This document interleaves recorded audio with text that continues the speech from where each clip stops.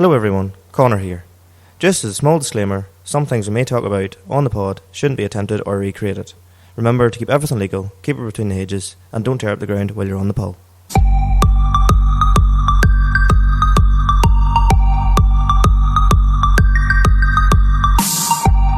Well folks, how you doing?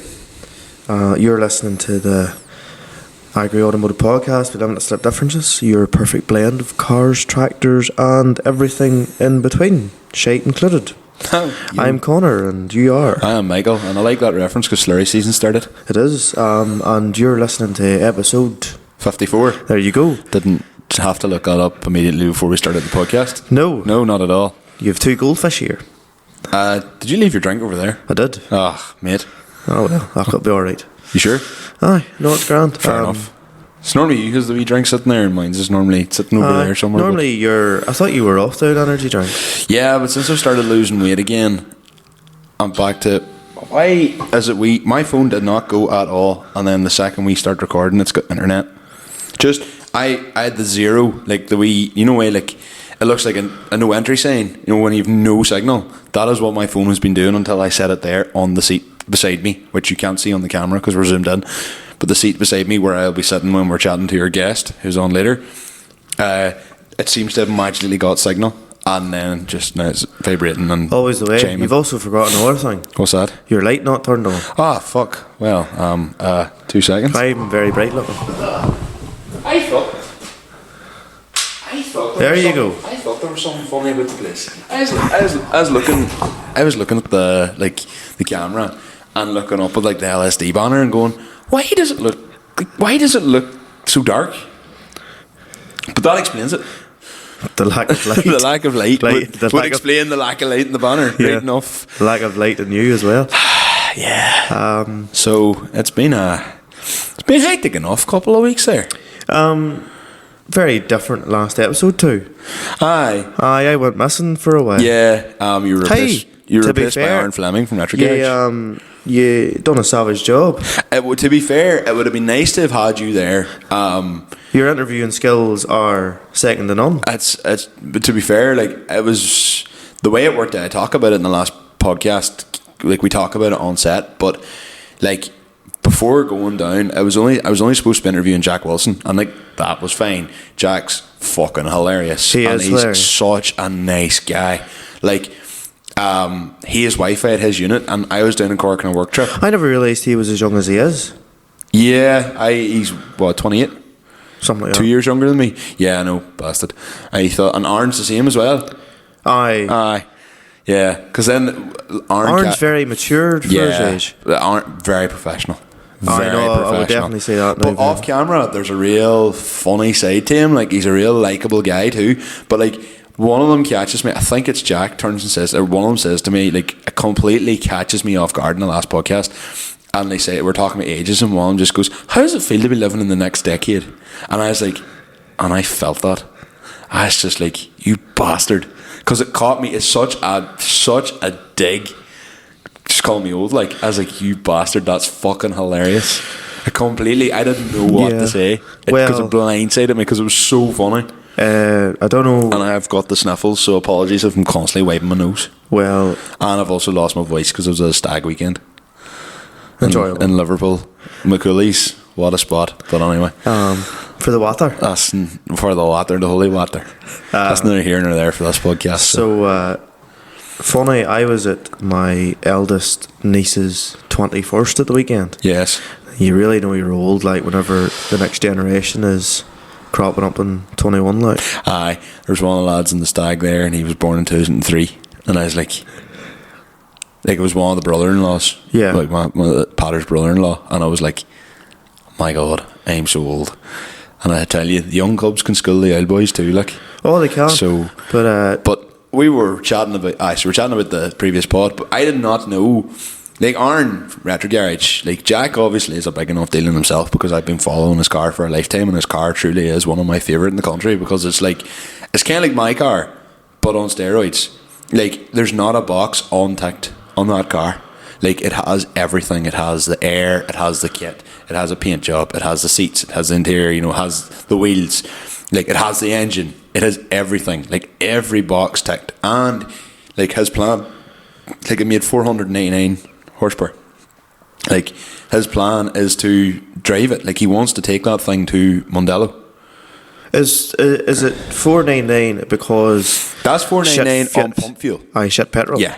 Whereas if it had the better petrol, Oh, probably 600 plus. Yeah. So Lloyd mapped his as well. So Oh, there you go, there you go. So, well, Lloyd map, you know, that's 499 safe. yeah, of course. Like, look at the difference in mine, 374 to 503 between the fuels. So, you know, big difference. But like, and he just said, oh yeah, he was like, Arn's calling up to, because turns out Arn's Kerry, but it's actually not that far from where he's at. Yes, of course. And he was like, Arn's calling up to use the lift and service his car, and I've told him you're coming down. He said, can he pop on? And I was like, aye, for us planning getting Arn anyway. Like, Arn's retro garage, big enough deal, you know. And I was like, and Arn has, to be fair, Arn supported us from day one. Like, Arn has been following the podcast. He's one, like, along with Jack, two lads that have followed the podcast from the start.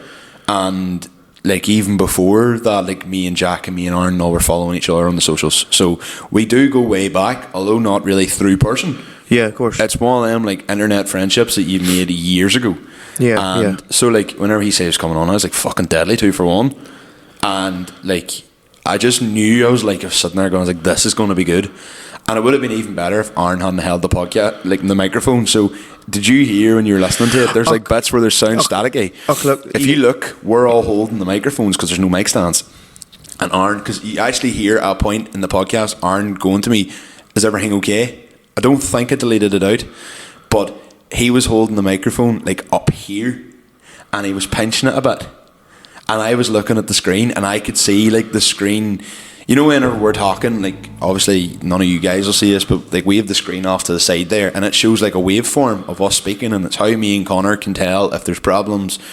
And I was looking at the waveform and there was kind of like at the low end, like, it kind of wasn't, when we were quiet, it wasn't going fully quiet. It was like there was a small bit of noise, both in the literal sound sense and in the, you know, noises, and it's a problem sort of thing. And I was looking at it and Aaron was like, you alright? And I was like, yeah, it should be fine. And then he moved his hand, like, anyway, so I was like, because doing that he probably changed position, but like, there was a lot of stuff in that podcast that we talked about that I couldn't include.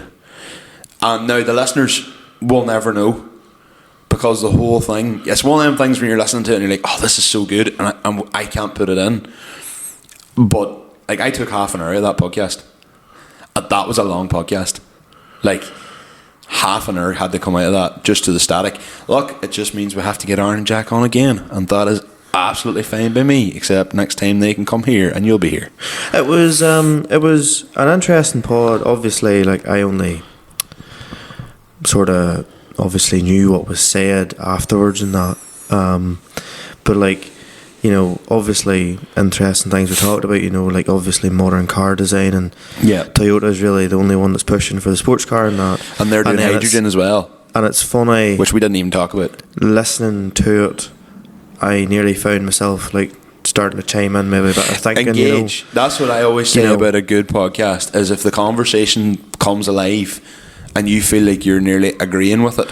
You know, there was part in time and it was essentially, you know, the design of modern cars, I think, possibly.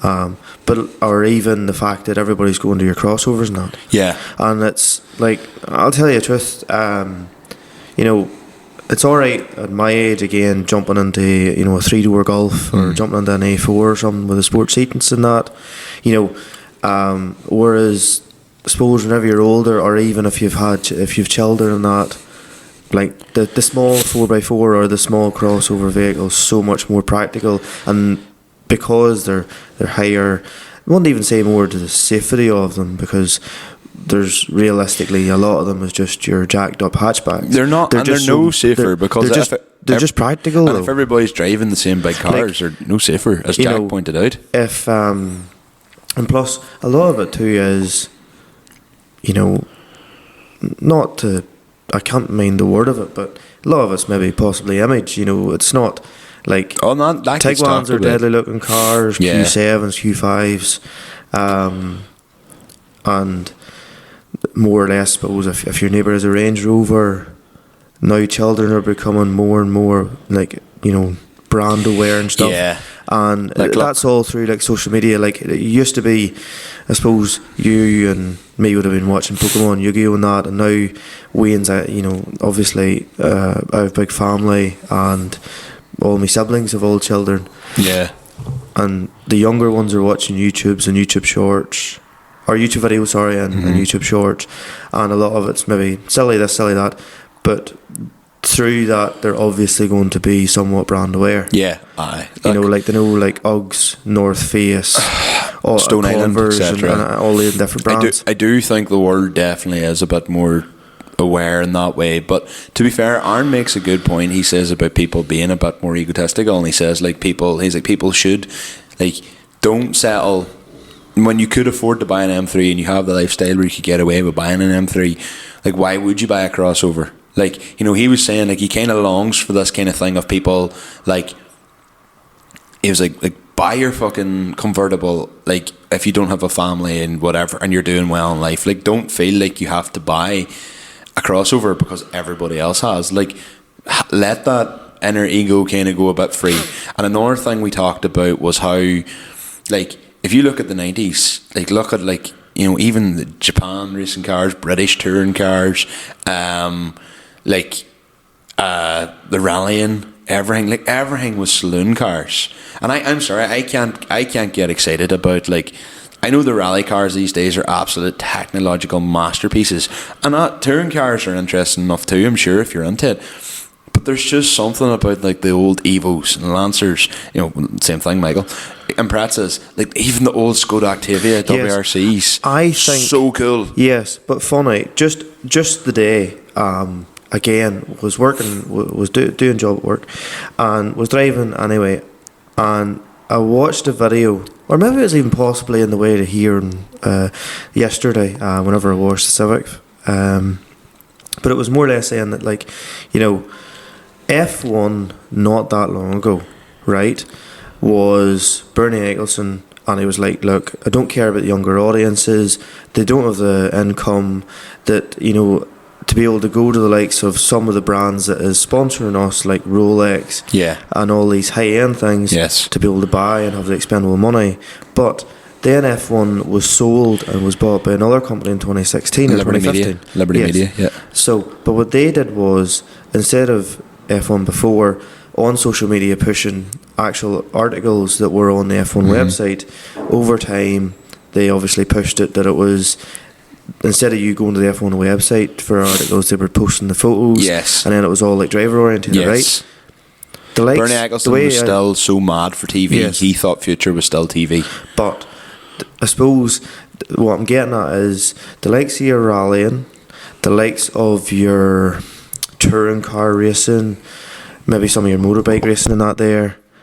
And this is where drifting, I would say, is obviously doing quite well, is because there's a big push. The likes of, I'm not going to say, it's obviously not a mainstream sport, probably just yet. It's getting there. It's not just yet, and hopefully, if it does go properly mainstream, that it obviously allows still that there's no real regulations to a certain extent. That's why I hope where it doesn't people go can mainstream. mad still. But what I mean is, that's why the likes of, you know, a lot of young ones aren't, you know, looking at, let's just say, a Ford Puma and being like, you know, I want to fucking go to Ford and buy a Ford Puma, because Ford Puma is the car they're using in WRC. Yeah. You know, there's a certain coverage of it, and if you're into rally, you will see that. Whereas but back in the day, it would have been winning you Sunday. stayed up late enough, you seen RPM, but that was because it was like TV was the only real thing. Yeah. And but it was winning Sunday, selling Monday kind of mantra back then. Like, whereas maybe the whole Netflix Drive to Survive and all those other forms have helped F1 and pushed it. definitely. Drive to Survive, as much as I hate to admit it, done wonders for it brought it to America. It was done to bring it to America. Yeah, and it worked. And then and also brought it more widespread in the Middle East too, because before that you had Bahrain. Yas Marina came along in 2014 or whatever, and it was really just Bahrain and Yas Marina, I think, were the only two. And was there another one?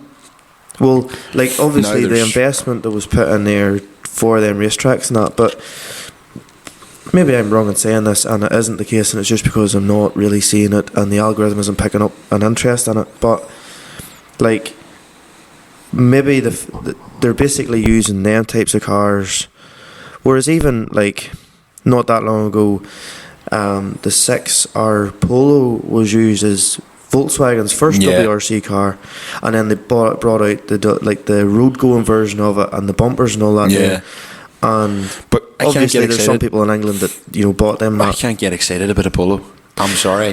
Whereas I could get excited about a Golf, I could get excited about a Jetta. I can't get excited about a Polo. It's the same way, like I can't get excited. Although, ironically, 205 GTAs, or not GTA T16, one of my all-time favourite rally cars. Like also the Group B stuff, some of them were based off hatchback. Yeah, and that's why, and that's why there's this element of, I'm like, no, it all has to be saloons. And it's like, well, what's your favourite rally car of all time? And it's like, probably the Lancia Delta S4, the Peugeot 205 T16, or the Audi Quattro. But again, all three of them are coupe/hatchbacks. They're actually all kind of technically hatchbacks. And yet I'm going, but I want to see like Evos and Imprezas, and even the 307cc that Peugeot had was so cool. Yes, I love that. And I just think there's something about big body cars, big imposing cars.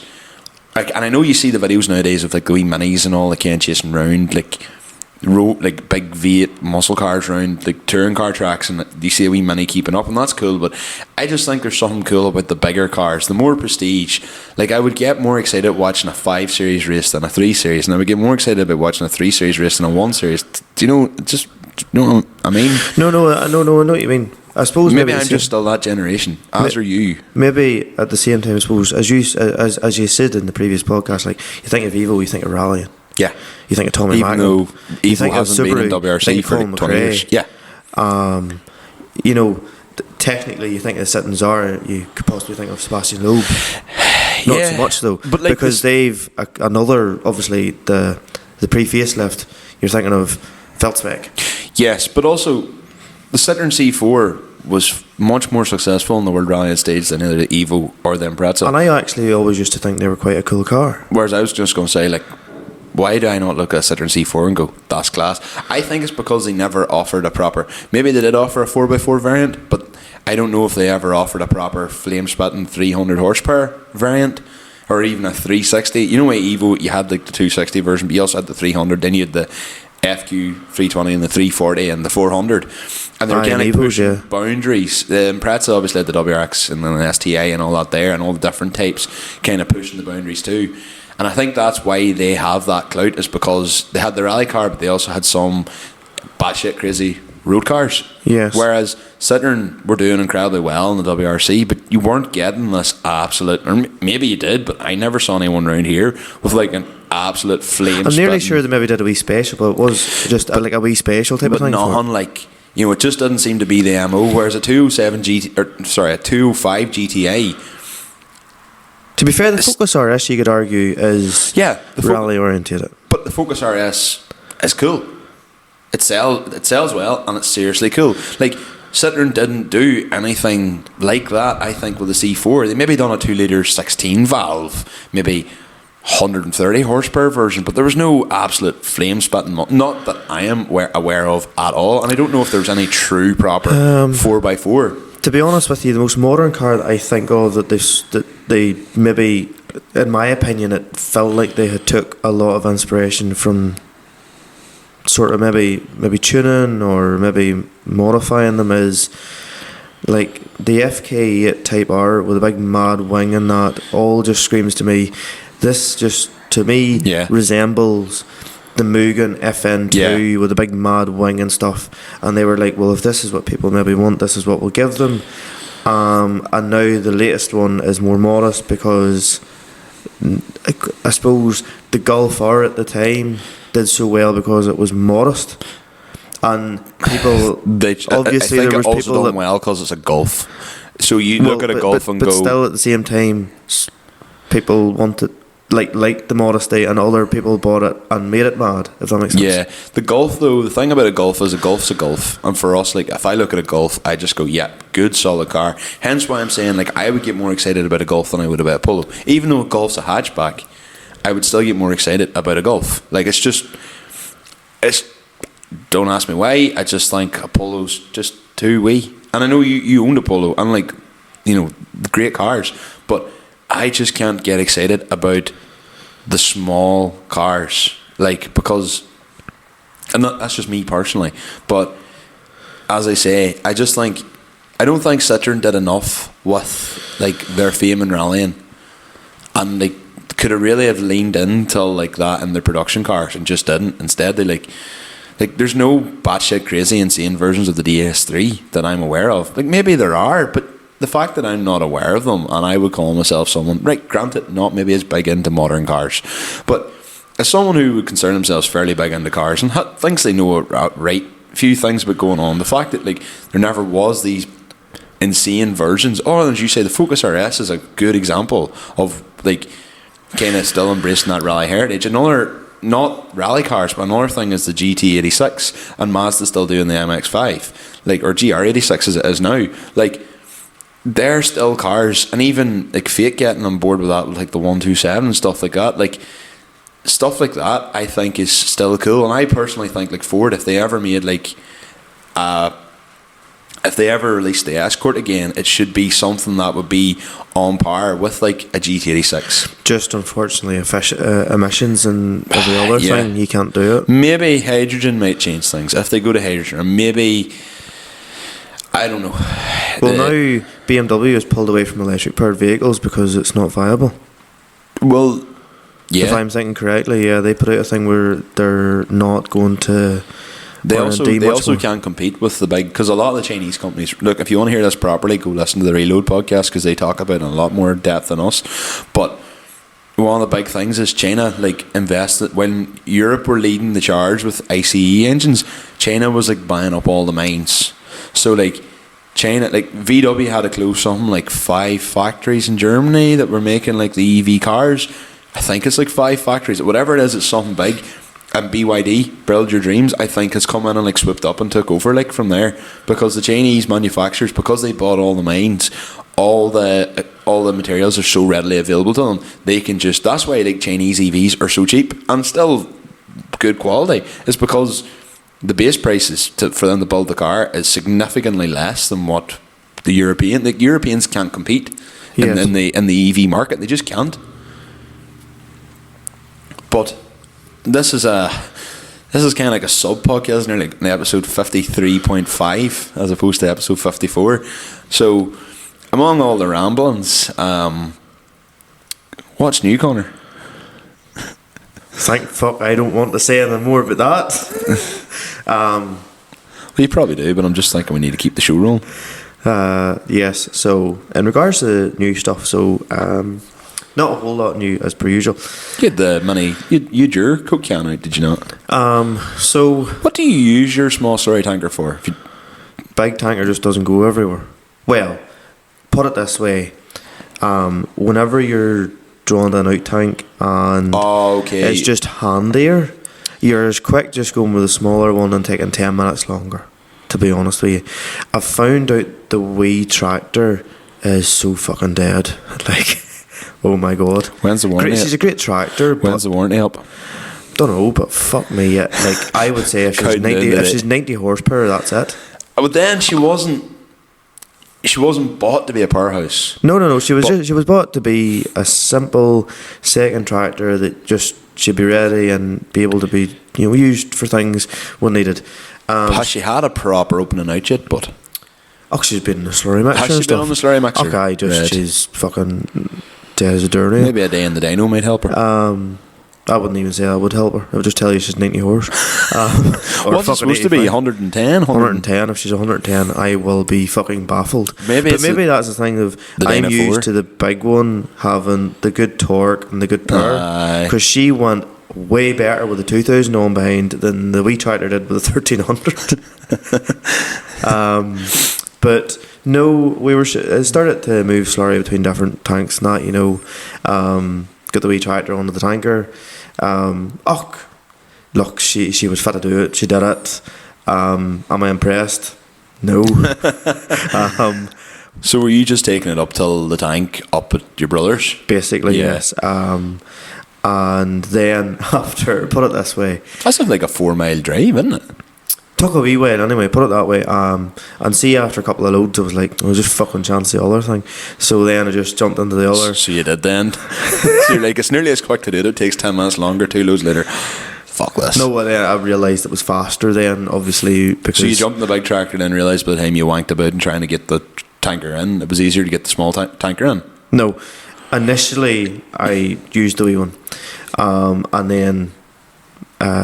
Jared, he used the big one, and I went, if you can go in there, I can go in there too. And as soon as he jumped out of the other one, I just jumped into it, turned the other off, and drove over her. Not going to write down the wee tractor at the end of the day, like whenever you're used to 180 horse and whatever torque. Yeah, of course. You know, it's and you're sitting going, why is this not pulling? Like, it's more to the point. It's like you're changing gear nearly whenever she's revved fully out. And whenever she gets whenever a stone is in the way, she dies. Would that wee tractor do well to maybe have like the likes of my silage trailer on behind her for a day? Wouldn't pull it. No, she'd pull it. I'd just be even slower than you. I'm just slow on the road. Oh, well. I think that thing takes the biscuit. She's not bad, like, but She probably does 25. Oop, knocked that. well, she always 25 mile an hour. She probably does Like, she just 20. takes a while to get there. Oh no, I get to 22 mile an hour quick enough. It just doesn't. But no, I'm not. It sounds like I'm putting her down, but no, she's like, put it this way: the steering lock's better. Obviously, there's loader brackets in the big one, so it's taking away a bit of it. But no, she's Are you the not best. ever going to pull them off or nah? The big one. If I had my way, They'd be off in the morning. I would, because the wee one obviously came as a loader ready tractor. Yeah. Now the big loader is A bit funny looking on the wee no, tractor. it's not even, because the last tractor we had actually is roughly the same chassis as the new wee one. Aye, the 5713. Yes, she Well, is that makes sense. roughly the same chassis, or based off it. But like, it's funny as well. I would nearly say that the M series, the Dyna4 gearboxes in them, and I could be wrong, nearly seems like an older version of the Dyna4. I would 100% believe that. I don't know if that's the instead case or of her not. going from 3D to 4A just with a push of a button, you have to do the clutch button as well. She's like a less refined version of it. See, I hated the Dyna4 that was in your 5470 and your But it's like 5713. anything. Look, your 67. You just needed a day in it. Probably. Aye, I probably would. Look, it's like the TM you used to be driving at times. If I had 3 or 4 hours in hers, sure, it'd be as good as you. So we'll not discount your driving at all. I think silage time's probably the wrong time to learn how to drive a tractor, though, because there's so much rush and so much fucking about to try and get things right. But if you didn't know the tractor and you were trying to say, like, what gear do you fill in, like 3A, 3B when you're? I haven't a fucking clue. See, but if you were like kind of in that thing between 2D and 3A. Oh no, you'd be faster than that. Oh, would you? Fuck, whenever we Well, I'm in high first film, but I can't go any slower, otherwise it's a medium box, in which case you're... Well, Silage last year first cut was 3B, 3C. I was in high second at times beside Roy, like, for your first cut. Just depends on the crop, you know, on the Apart from ground. Tulla could have been at 1,000 revs. But oh no, it was brave and heavy now. But sure, look, every field is different, and you know yourself, whenever you drive beside a harvester, you're not exactly going to be in fucking 4A or 4B unless there's fucking all in the field, really. Them boys, you know, in you're not Holland. exactly going to be flying up past them and saying, "Oh, I normally film 4A," and have Adam like McCartney and Farm Simulator cage job doing a field at 22 mile an hour. So, but no, so I shifted Slurry, and the Golf did the, I suppose you'd say, the first modification to hers. So Got really I mentioned cold there, before sure. about all this fucking radios and infotainment systems and all in cars. Does look well. Does look serious. So well. basically, I went to a very small, brief introduction. I went for a certain age because I knew that it would have a later model that would support more. Yes. In regards to the radio. Yes. So anyway, looked up, done a load of research on it, and realised that the display in the middle of them, which is now still used in like the new T-Rocks, new T-Cross, not there, the 8-inch display, glass display, basically is compatible with MAB2, and because it is only a display, there's no component protection on it. So whenever you plug it in, you're not going to get all these fucking component messages and all coming up, in the middle of the screen. So in theory, would the thing you put in yours, would that fit my Amarok? It doesn't know, and I'll tell you why again. So because my Amarok, just for anyone listening, if anyone has the same problem, it's also common with Alhambras and Scirocco's. I have MAB2. You have the Discover Media. Yeah, touchscreen doesn't work anymore. Literally doesn't. It kind of worked when I got it. You just need a new digitizer. Yeah. That was a known fault. Apparently that has affected. As I say, my boss's Alhambra is the same, and Brian Flanagan's wife's car, it's the same as well. So that's a Scirocco, all the same age, like 2016 to 2018.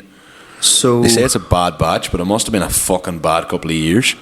Well, that's it. Like, just funny. It's the MAB2 version of what I would call the 4-screw radios. Yeah. Or the MQB platform. No, I don't know. Fuck it. Anyway, so make a long story short, was looking on eBay and that, because obviously a new 8-inch screen was like $250, and then you had to buy a trim at £100 and different bits and bobs, and just had been paid and was like, I'll look through them, and then I was looking through ones, and there's a couple that I was watching on eBay. One of them was, fucking, you buy it now, we'll give you a certain amount of discount or whatever. And I was like, fuck it, you know what? It was a trim and the screen, and the photo was dog shit. So, and it said minor scratching, and I was like, look, for 150 quid, we'll try it. Worst case scenario, put it in fucking Facebook for £100. I'll take a chance. Yeah. Came and the thing was like fucking brand new. Yeah, yes, the trim has a couple of scores on it, but you're also not putting it in a brand new car. So put it that way, yeah. So now the only thing your was, car, to be fair, is fucking mint. Well, it was dear enough. It was dear enough. But you paid for it. Like, the only other thing was, because the 2017 on is all black trims inside, as far as I'm aware, and I put my phone in airplane mode and it's just still put it getting in fucking signal. Silent. It's on flight mode and it's still getting signal. Right. That's phone, man. That's phone. Never ask me again about phones. Never. Just never. Yeah. Because it doesn't matter what I do for you, everyone just, or it doesn't matter. Oh no, the Amarok was a great shout. Or, well, the radio, sure, on it. Sure. Or itself. if I fucking borrow one to do with yours, it fucking breaks and it goes to use it.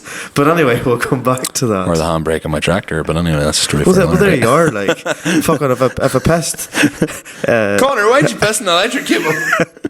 But, so. The power's out in the farm now. I don't know why I said that, but anyway, anyway. So, essentially, took a chance, got it off eBay. Sierra, whatever you do. That's why I will not drive that thing. Never. You've told me, like, you did break my 306.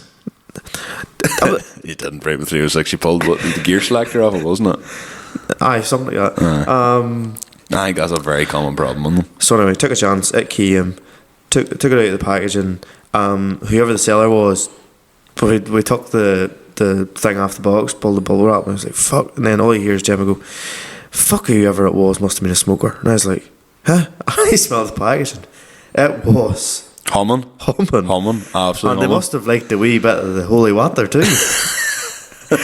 If you know what I mean. So make a long story short, I was putting out a story that day, I was shifting between tanks.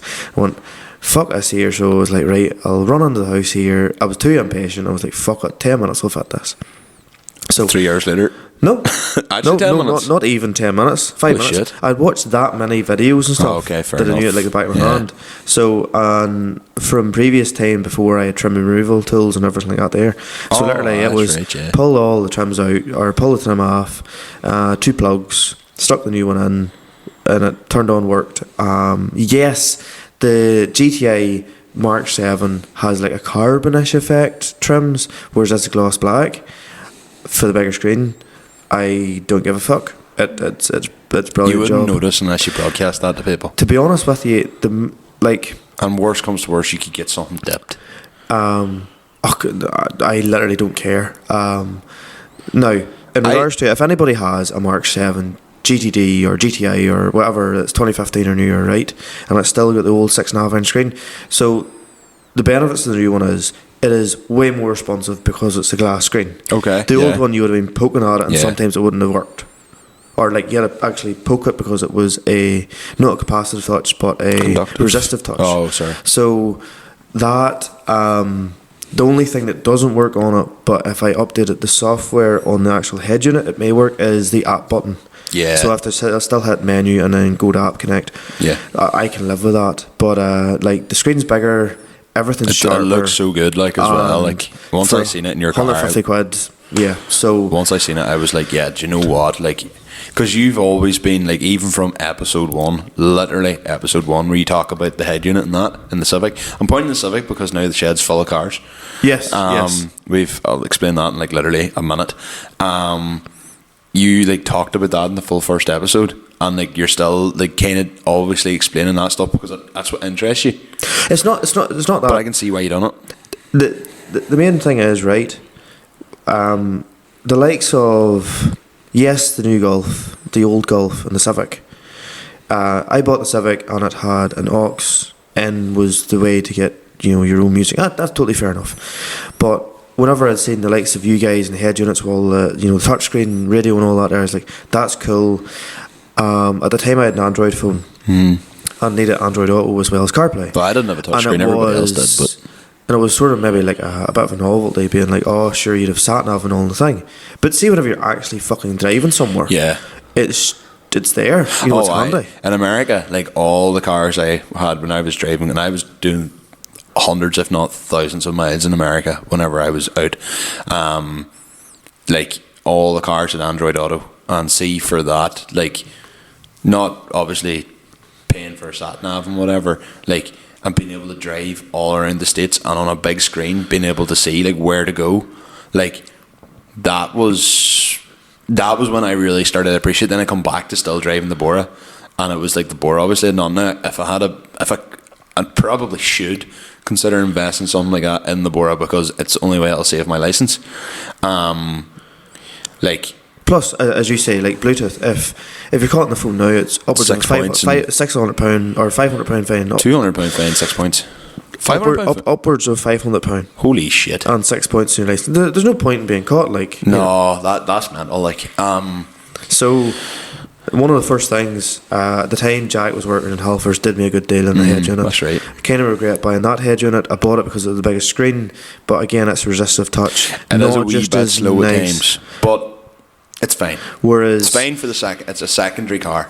It's pretty fine. much. And now I have recently found that it used to be people would have bought Android head units for the Type R's because then you could put Hondata app onto it. Yeah. Whereas now CarPlay has a Hondata. It's in beta, but you were showing me the other night. It's cool, like, just pull the head unit up and tells you what you need to know. Yeah, that's cool. But yes, other than that, just before I finish, and you get started talking about. Well, it benefits you as much as it benefits me. I pulled the Civic out because, as you're going to speak about it in a minute or so, you did a big project, and she got washed for the first time in months, and it was great.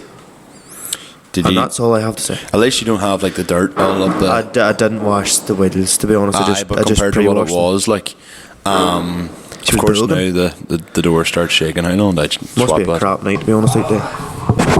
Breaking that slight 4-wall transition. Michael went and closed the door. Yeah, it was starting to knock. It still is knocking. I can see it from here. But The bottom of the door does need fixed, so that's been done very, very soon.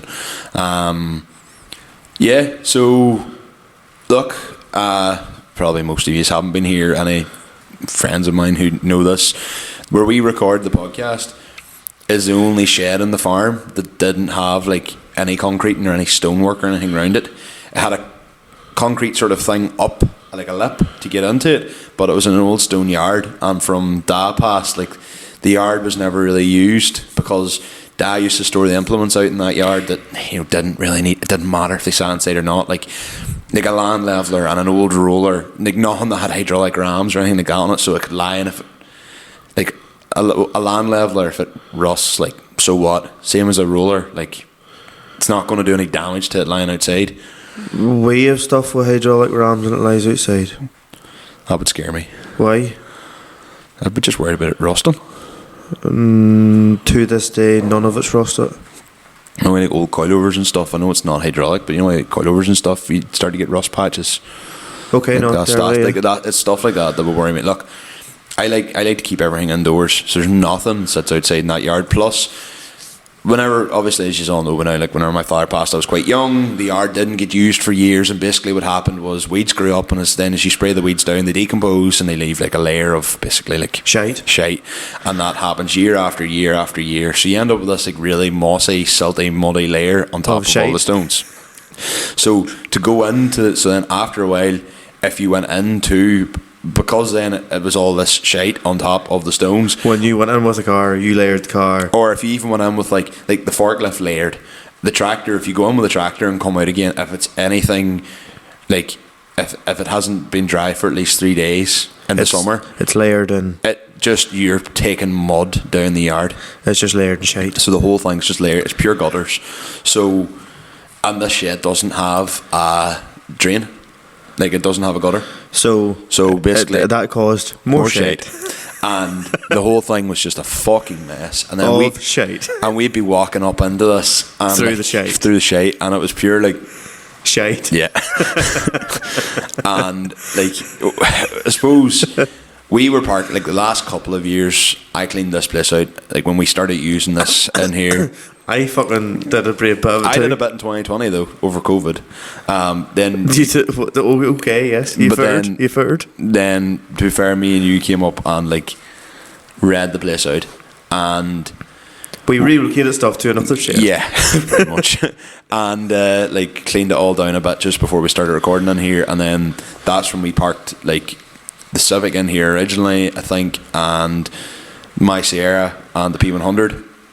And that was a couple of years ago, and getting them in, you had to like start off in the concrete in the other side of the yard and just fucking go for it across if it wasn't dry. Well, for me to get in here in October time, it took yourself and Casper to push me. Yeah. Whereas the rear wheel drive, because you were reversing in, as soon as you caught grip on the concrete, you were grand. I layered the Sierra. That, and we've been talking about it anyway, and it was like, oh, Jared can maybe get at it over Christmas or in January. And I layered the Sierra trying to get it in one night, and I was just like, this is just like, I've been talking about it for like 3 years about getting in here done, and then I was like, do you know what, let's just do it. And so basically there's a gate outside the shed, there's a gate into the field, and I've now taken that field back to farm it.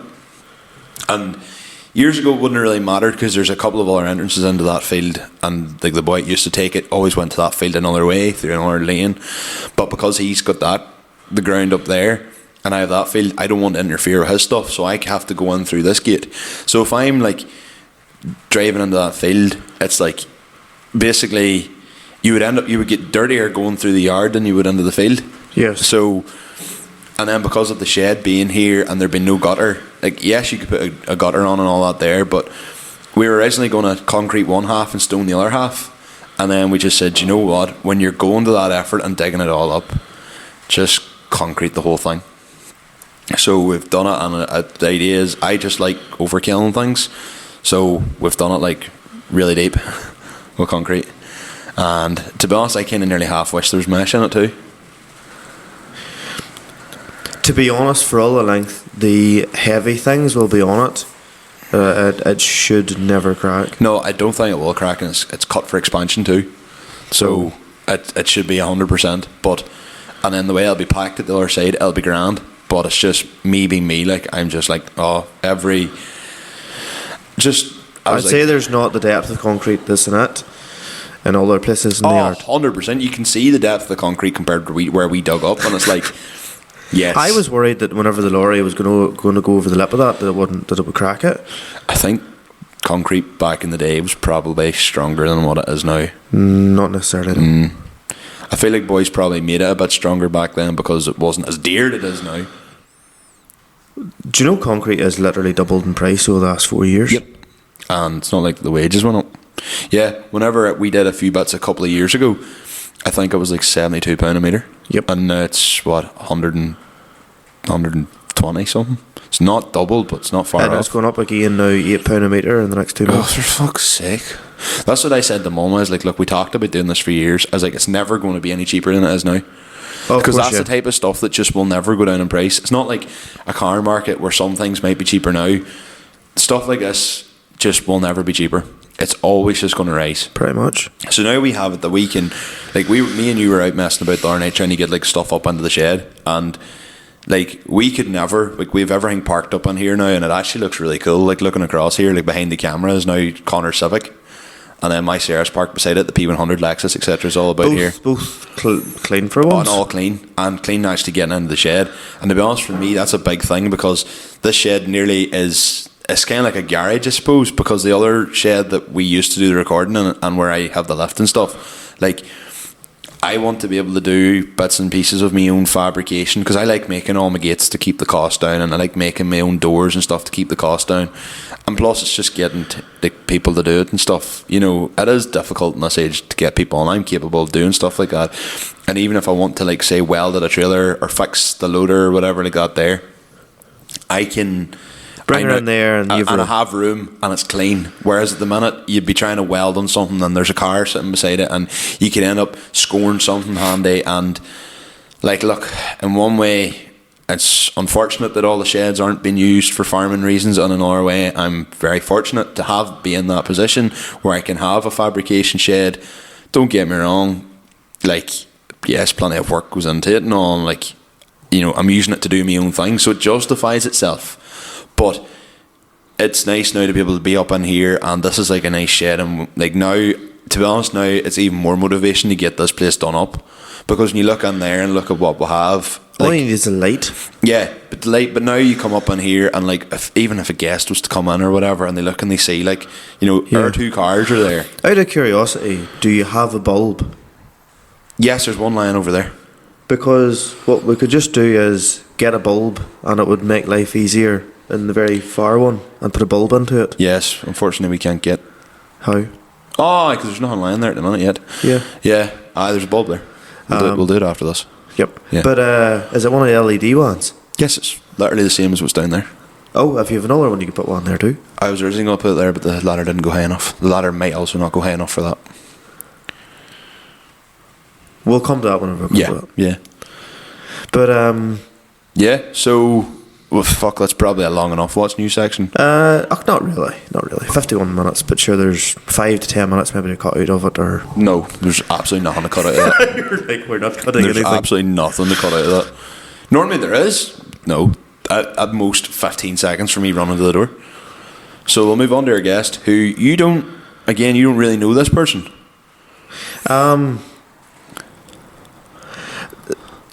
It's a case of, you know what they do, you've seen what they do, but you didn't actually know they did it, if that makes sense. Yeah, so our guest this week is Jasey Slick. So again, someone who I didn't really know that well. I knew J-Tech Chemicals existed, because you see you see the air freshener exists on every car ever, and then there's obviously the soundbite of, it's just J-Tech, kid, get that in your head, you know, like, that's, and I just sort of, like, I thought it was kind of like a thing. And then Connor Kelly has been on at me about getting Jason on for fuck knows how long, and he's like, you need to get Jason on the podcast, you need to get Jasey Slick on the pod, you need to get Slick on the pod, blah blah blah blah blah.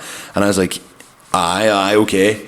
And then someone wrote to him on a thing one day on is Snapchat. So he's like Falvey. He's massive in Snapchat. Okay, yes. Like, so this is a kind of culture that I'm not really that aware of. Like, I didn't know Falvey was so big on Snapchat for years, and that's where a lot of his following come from. Oh, right, okay, yeah. And that was Nathan Maher, guest in a couple of weeks' time, told me that. And Jason's the same. So there's like, if you look at his stories, like the way he does things, like pure dedication, like to what he does, and how he just has energy to fucking post on social media all the time. Like, it's mental. Like, do you have him Snapchat? I don't at the moment. You will after, but like no. Whenever you hear this after, yeah. Oh, like it's no. But the thing is, like, so I've never met Jason face to face. You know, we've chatted a few times, and he's one of them boys that you send him a message, you voice note you. He's good crack. Like, I was chatting on the phone earlier for a bit, like, you know, wild sound. But like, for me, like, him being such a big deal, I'm kind of half nervous here, because like, you see him and he's this big personality, and he's looking forward to coming on. Not like, back to the original story of like how it all came together. Someone posted on this, like, sent him a message going, "You should do a podcast, or you should go on a podcast." Yeah. And then I literally got bang. You need to get Slick on. Bang, get Jasey Slick on before someone else gets him. Bang, Slick's looking to do a podcast. You should get him on. Like, and I mean, obviously Connor Kelly was the first person to send it to me, but like, there's maybe 4, 5, 6 other ones all sent the same thing. I know that's not a lot of people, but enough people clearly like were like, yeah, like, get this man on your pod, because yeah, you know, like, yeah, if he goes in a better pod, then we'll probably lose our opportunity. So I was like, right, fuck, I need to add this man. And I added him immediately, and I was like, here, heard you're looking to do a podcast, ... And then he just sent me back like a couple of messages, and we're chatting away then. And he was supposed to come on originally. I wanted him to be the first guest of 2025. Yes, of course. Then I was sick.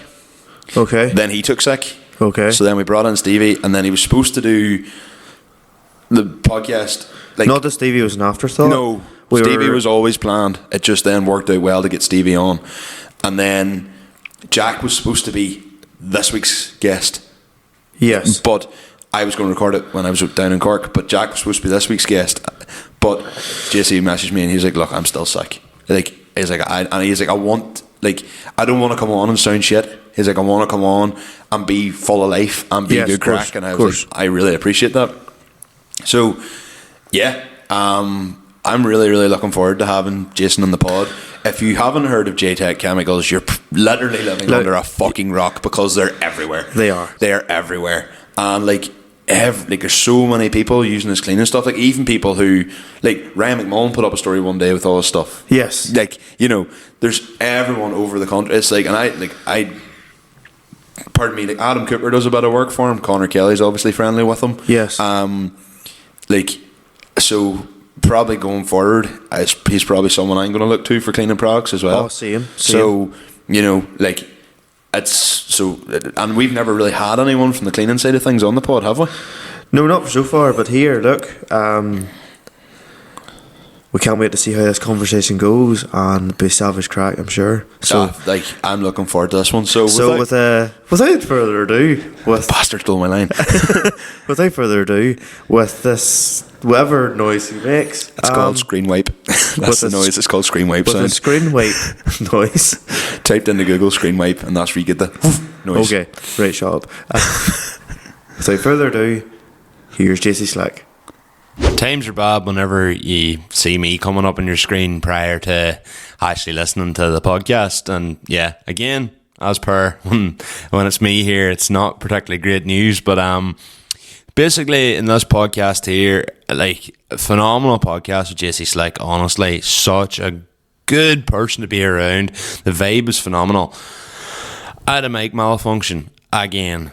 So that's two of them I've had now. Look, all I'm saying is I check Connor's mic and Connor checks mine. Connor hasn't had one yet, so, and I wonder if he'll listen to this and hear I've called him out in that. We'll see.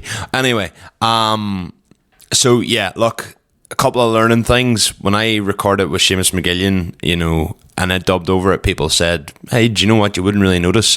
And you wouldn't have noticed because I recorded in the shed, whereas I recorded this one here in the kitchen. And, you know, something I never really paid enough attention to was the actual atmosphere. Like, there's no echo in here compared to the shed where we record, obviously. And the sound is very different. So I've put myself in. I could have left it, and you can hear me still, but you'd be adjusting the volume in your car up and down, up and down, up and down. No one wants to be doing that. That's not right. That's not fair.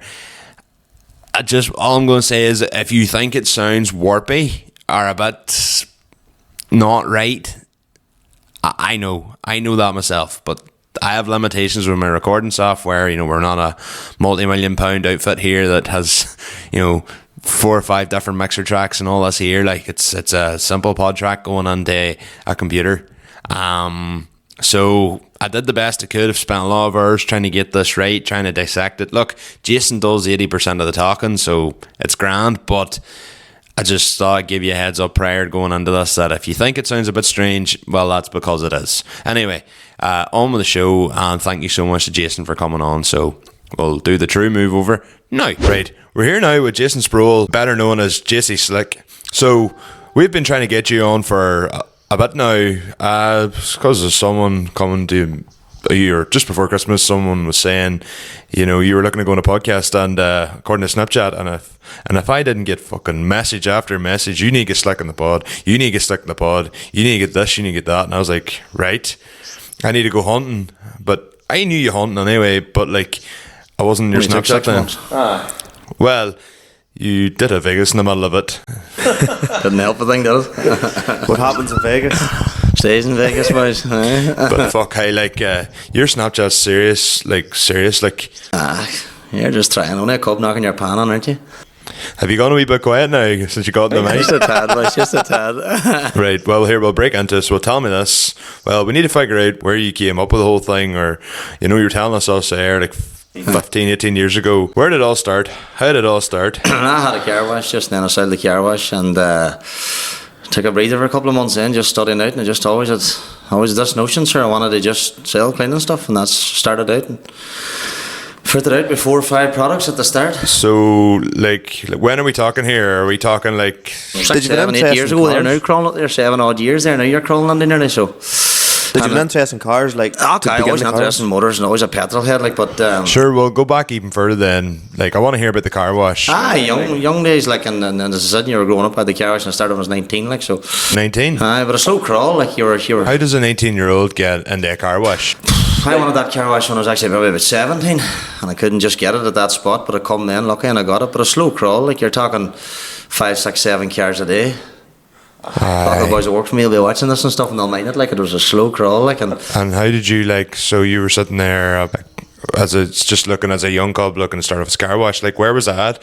Castleberg or Oma? It was Oma. How did you even start? Like, from that, like, obviously with Snapchat, it wouldn't have been a thing then. No, Snapchat wasn't even the go then back then. Like, it was not for that end of things. I think I mind buying about 500 flyers and throwing them around locker houses. Jesus. And whatever 6 or 7 or 8 or 9 cars I washed every day, they were washed till that tea. Like, it was. Did you enjoy detailing cars? It, sir. I loved it. I had blood, sweat and tears for that place. Like, anybody them boys was working with me knew it, and anybody knew me. 7 days a week, like, it was meant. 7 days a week. Just every week, and I hated going to the barbers. I hated taking a day off. I was just a hamster in the wheel. I think that's anybody that's self-employed, but like, for the rest of us in your salary and stuff, like, it's 100%. You're like, whatever you see, like, I'm not going to work today, I'm not going to do. And then, like, the next thing you're like, fuck, I could be the next Y and Z. You said you were getting her tight. You'd no dough. Like, you're a cub. Like, you'd no dough. You're investing it all in. You made it a couple of power washes and you'd no dough. Like, you're. Well, Jason, as a 14, 15 or 16-year-old cub, where did the interest in clean cars come? Wasn't really. I had my first job when I was 12.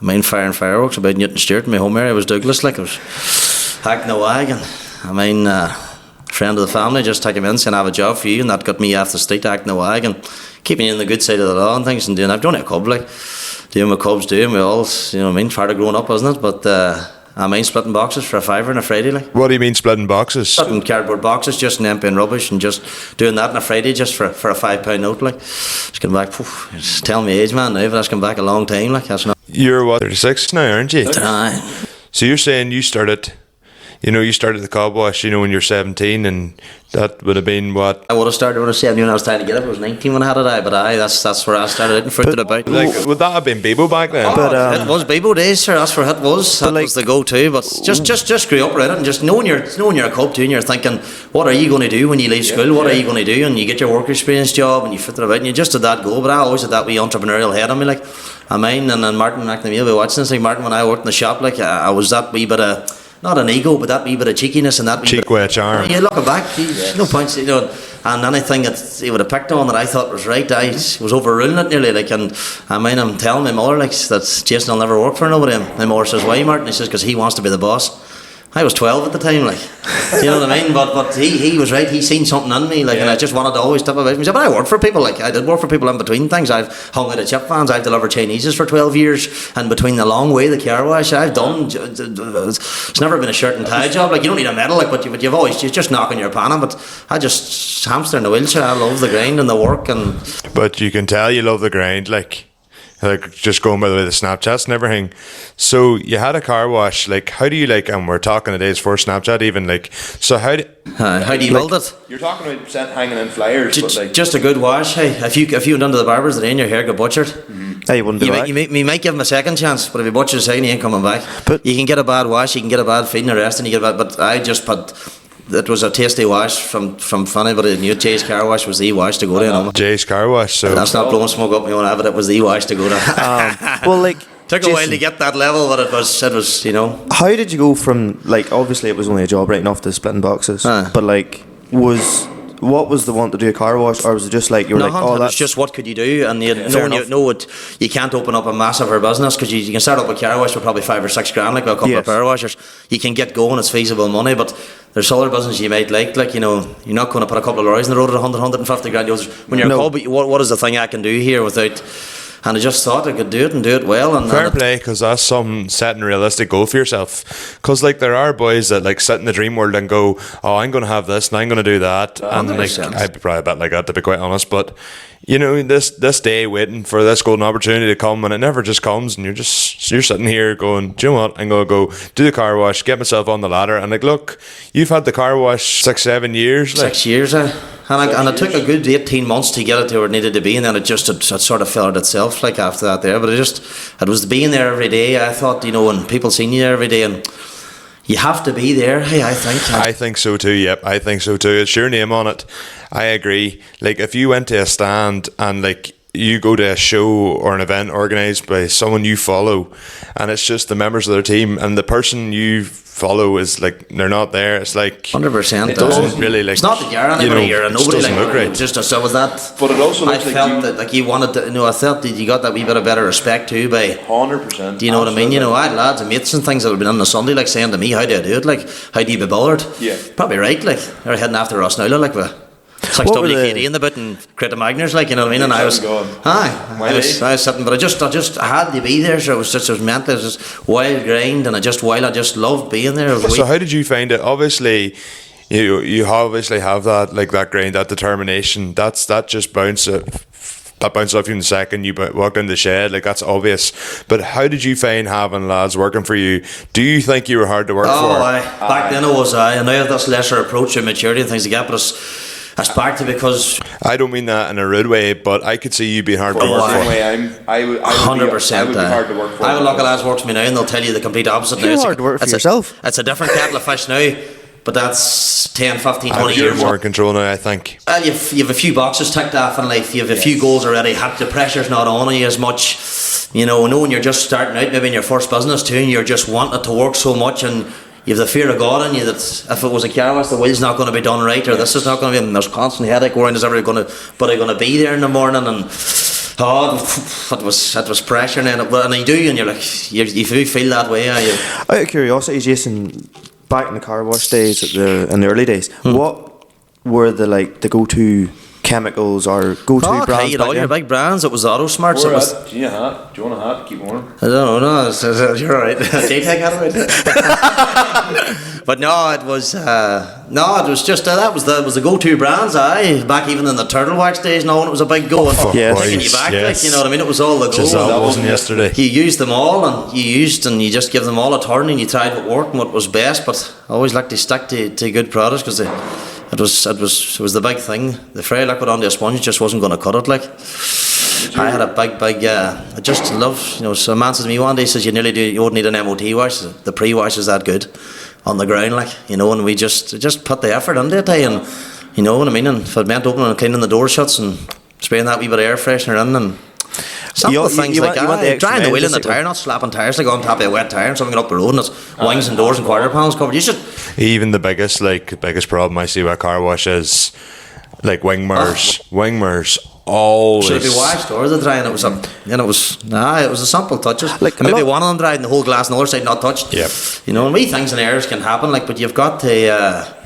You've got to put the pride into it, sir, and the effort into it, and sometimes you've got to. And it's the same when you get into the barbers, the man that slows up and takes his time and doesn't see 6 or 7 road up behind, and he's wanting to, he's because a bad cut to your man, they're rushing him to get the 5 or 6 behind, you rush on to catch one haircut. Yeah. It's the same with the cars. I always slowed the thing up to as best I could to still have it going out right. You could have blew more on through, But who was coming back then next week and your man left because he seen you cutting corners? We just stuck to that system and I not going to say you're the best things to slice bread at washing the cars back then, but you were putting a good effort in and you took a bit of pride in people's cars when somebody rocked up and we made no difference. If you had to come in on a yacht of £200 or 50 grand, we put the same effort in, and boys would have chased me like coming off a transit that was a work van rusted and they'd have been opening the door to me telling me don't worry about drying that thing.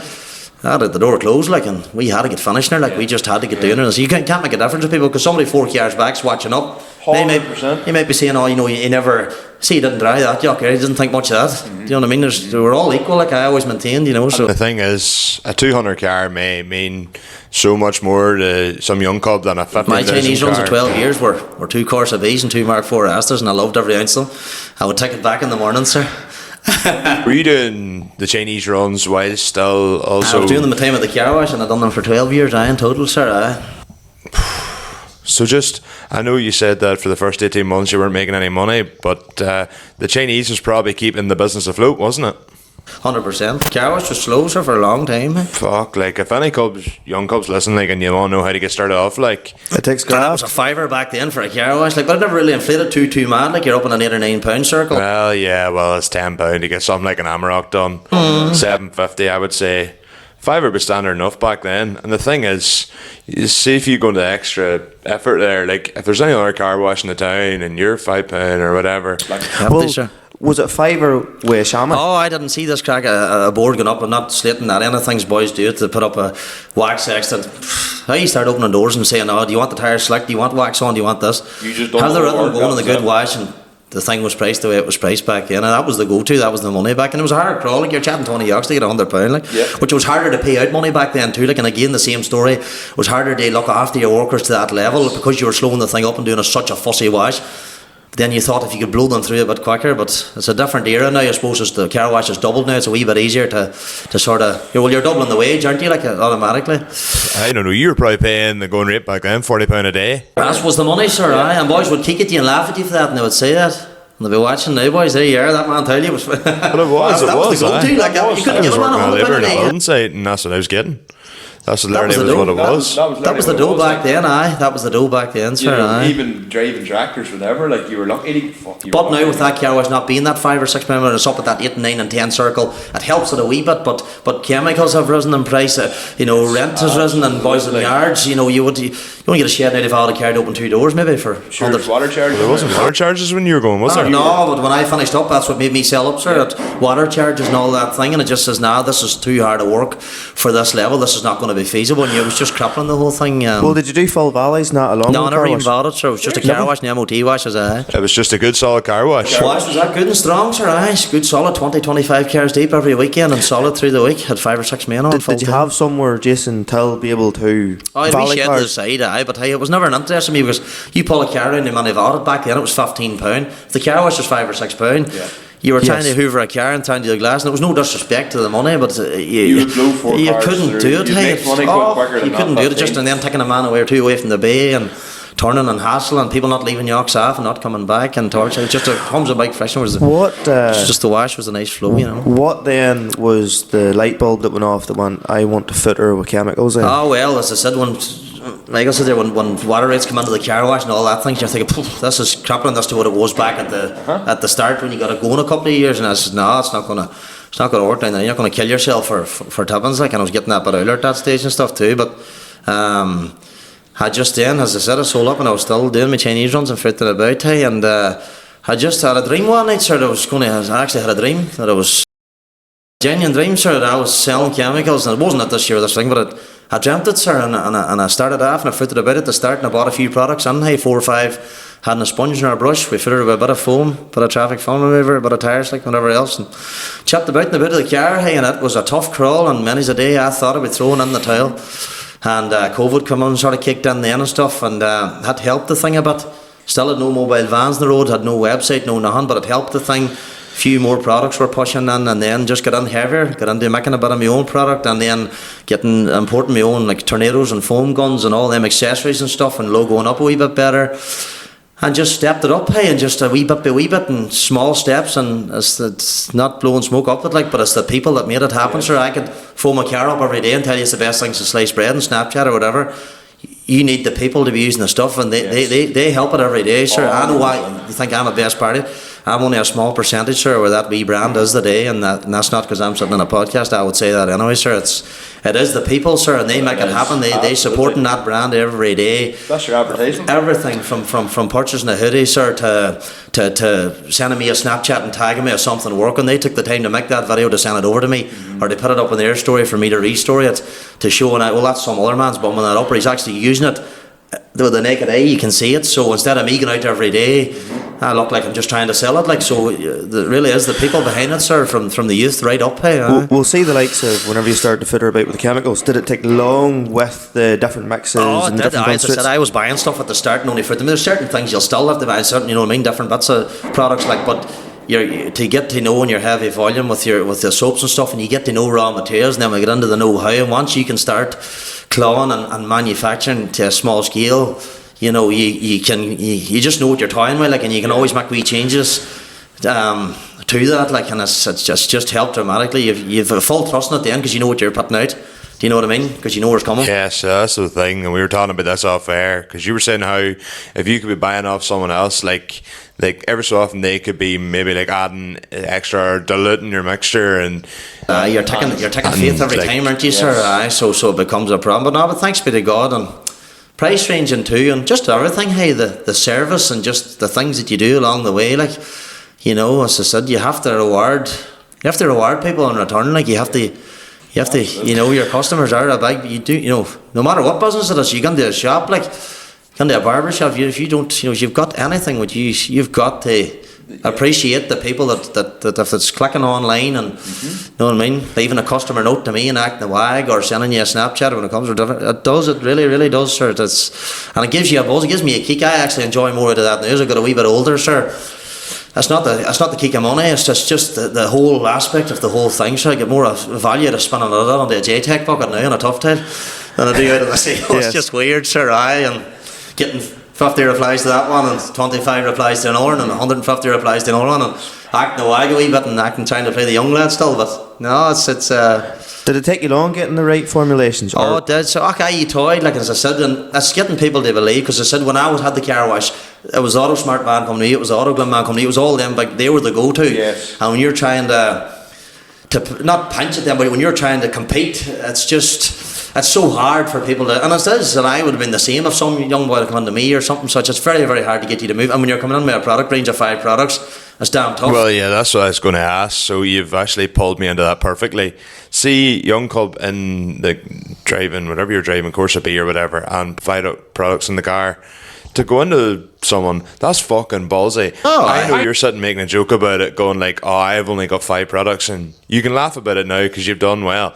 But see, to do that, do you know the amount of people would just go, "Nah, I'm not doing that. Like, I can't do it." Like, you opened yourself for so much ridicule there. Maybe with the car wash, maybe backing it up. With maybe a I wee felt bit that of was the only thing that was helping pedigree me a or wee bit, something there. because I'd done such a good, and had such had that much pride in it, like, and I'll always say it, even if it's, I put some effort into that car wash. It was blood, sweat and tears. Like, that's a wild dedication to stand 7 days a week, you know. 100%, absolutely. To not take a day off. It's a no life circle. Like, you have no work life balance at all. Like, you were just youth, just pounding yourself like into the ground, and very ill and very light of weight and very sick at times, and it's just, why would you do, like? But you're just constantly running about. you're feared to leave it. You're feared to say, I'll take that Sunday off because it's a big day. And Sunday was probably my biggest day, like, and it's the day you wanted off, but it was the biggest day. And if you went away, that wasn't happening, sir. The same wash wasn't going out, and you just, no disrespect to the lads, but when you were there, hey, it just was a different adrenaline run. Hey, it was, you made it happen, and you just called the shots, and it was flowing so much better, if that made sense. But I had a good team of lads, hey, now, and good men at the job, and that's a lot too. And I have them to thank for it, like, because, you know, if you're only as good as your weakest link, that's what I always maintained. Yeah, absolutely. You know, and I can't be everywhere, like, you know. Yes. And I was banking on them doing, and they were hitting it, and they were nailing it every day, like. So got to give the lads credit, like, you know. Did you go through many lads? No, not too well bad. Once you got a good team, sir, there's very little scattered and come and go. Like, obviously, lads would move, or you might have a lad goes to Australia, and all that fancies a different change. And to be fair, like, I had Silly Cars was about 26. I'd intend to keep it there. I was about 30. 30 employees. That's what I thought. I said, I'll keep it. 30 I'll keep years it till later. that age. Because Many just did you your have body, employed man. at The the time? physiotherapy every 6 weeks, like. Well, fuck aye. So you're 200-pound insoles and a pair of Wellingtons, and Your knees and everything getting up and sitting down. your ass in your stomach, and you starving all day and not wanting to stop. And when you think back now, you wonder what you're at all, like. But no it's wonder a there's hard fucking game. no It's weight not on for you. everybody. Nobody wants to say, I want to be a car wash man for 40 years. Yeah. The physical body couldn't take it, like, and it's tough. But that's where I'd set myself, and then just with things changing, oil, water meters, and different things. It's a natural progression. I think you kind of went to like the area nearly before detailing, if you get what I mean. No, aye. So, like, to go back to the early days, and like what were your first 5? Like, you talk about like 5 blinds in the back of the car. Like, what were they? I had foam, I had a TFR, tyres, like a rinse wax, and a wheel acid. Were these your own branded stuff? No, they were stuff that was just bought on, sir, and we tapped a bit at the start. And that's the way it was, saying you couldn't have competed if a man had hung you £20 in a barrel of detergent, you'd know where to go. And I pushed on, sir, and I just got under, we know how, and started to make a wee bit of stuff then, and we were flying high and just chipped away, and then just pushed on heavier then to maybe making us to sit down the line, getting our own buckets. We had a wee white bucket at the start, and my mind, we were doing wee Christmas kits and all. We were getting Shane and Signrate, he was throwing all the stickers on there, his head was plagued, and, you know, to put them on the buckets first, and then we got a laser logo bucket then, and we got the JTEC detailing bags, and then we started to get our own, certain things made. We manufactured our own ceramic pot wash got made first, and got our own tornado guns, our foam guns, and all our wash mats, all our microfibers are own. We have a lot of stuff that's all our own, and semen, the liquid in, like, and there's still a few products here and there, like, that you'll not be touching, your acids and things and all that, but we've a good know-how on it now, hey, and a good set of stuff, and just it's a good sequence. It's howling itself now. And I think you're not putting so much thrust on somebody to say a wild volume is moved, and then you get the hose, Michael. You get the bad product. You get the TFRs come out in your low soap and a high caustic, and it's not what it used to be. And you just and you have that belief and just a fear nearly for it to go down the pan, like and somebody getting something, and, you know, and I value, because there's men throwing it in 150 grand lorries, there's men throwing, like, you know, the vehicles, it's the know-how of the day. All the silage fleets for £2 million. 100%, and all us petrol heads with oiler cars and stuff like that, with paint being so sensitive with age and things. Got to know what you're putting on, like, and things, but having that wee bit of knowledge, and it takes a bit of time, and, you know, my dad always tell me, like, never be a know-it-all, like, because you'll never know it all, and he's right.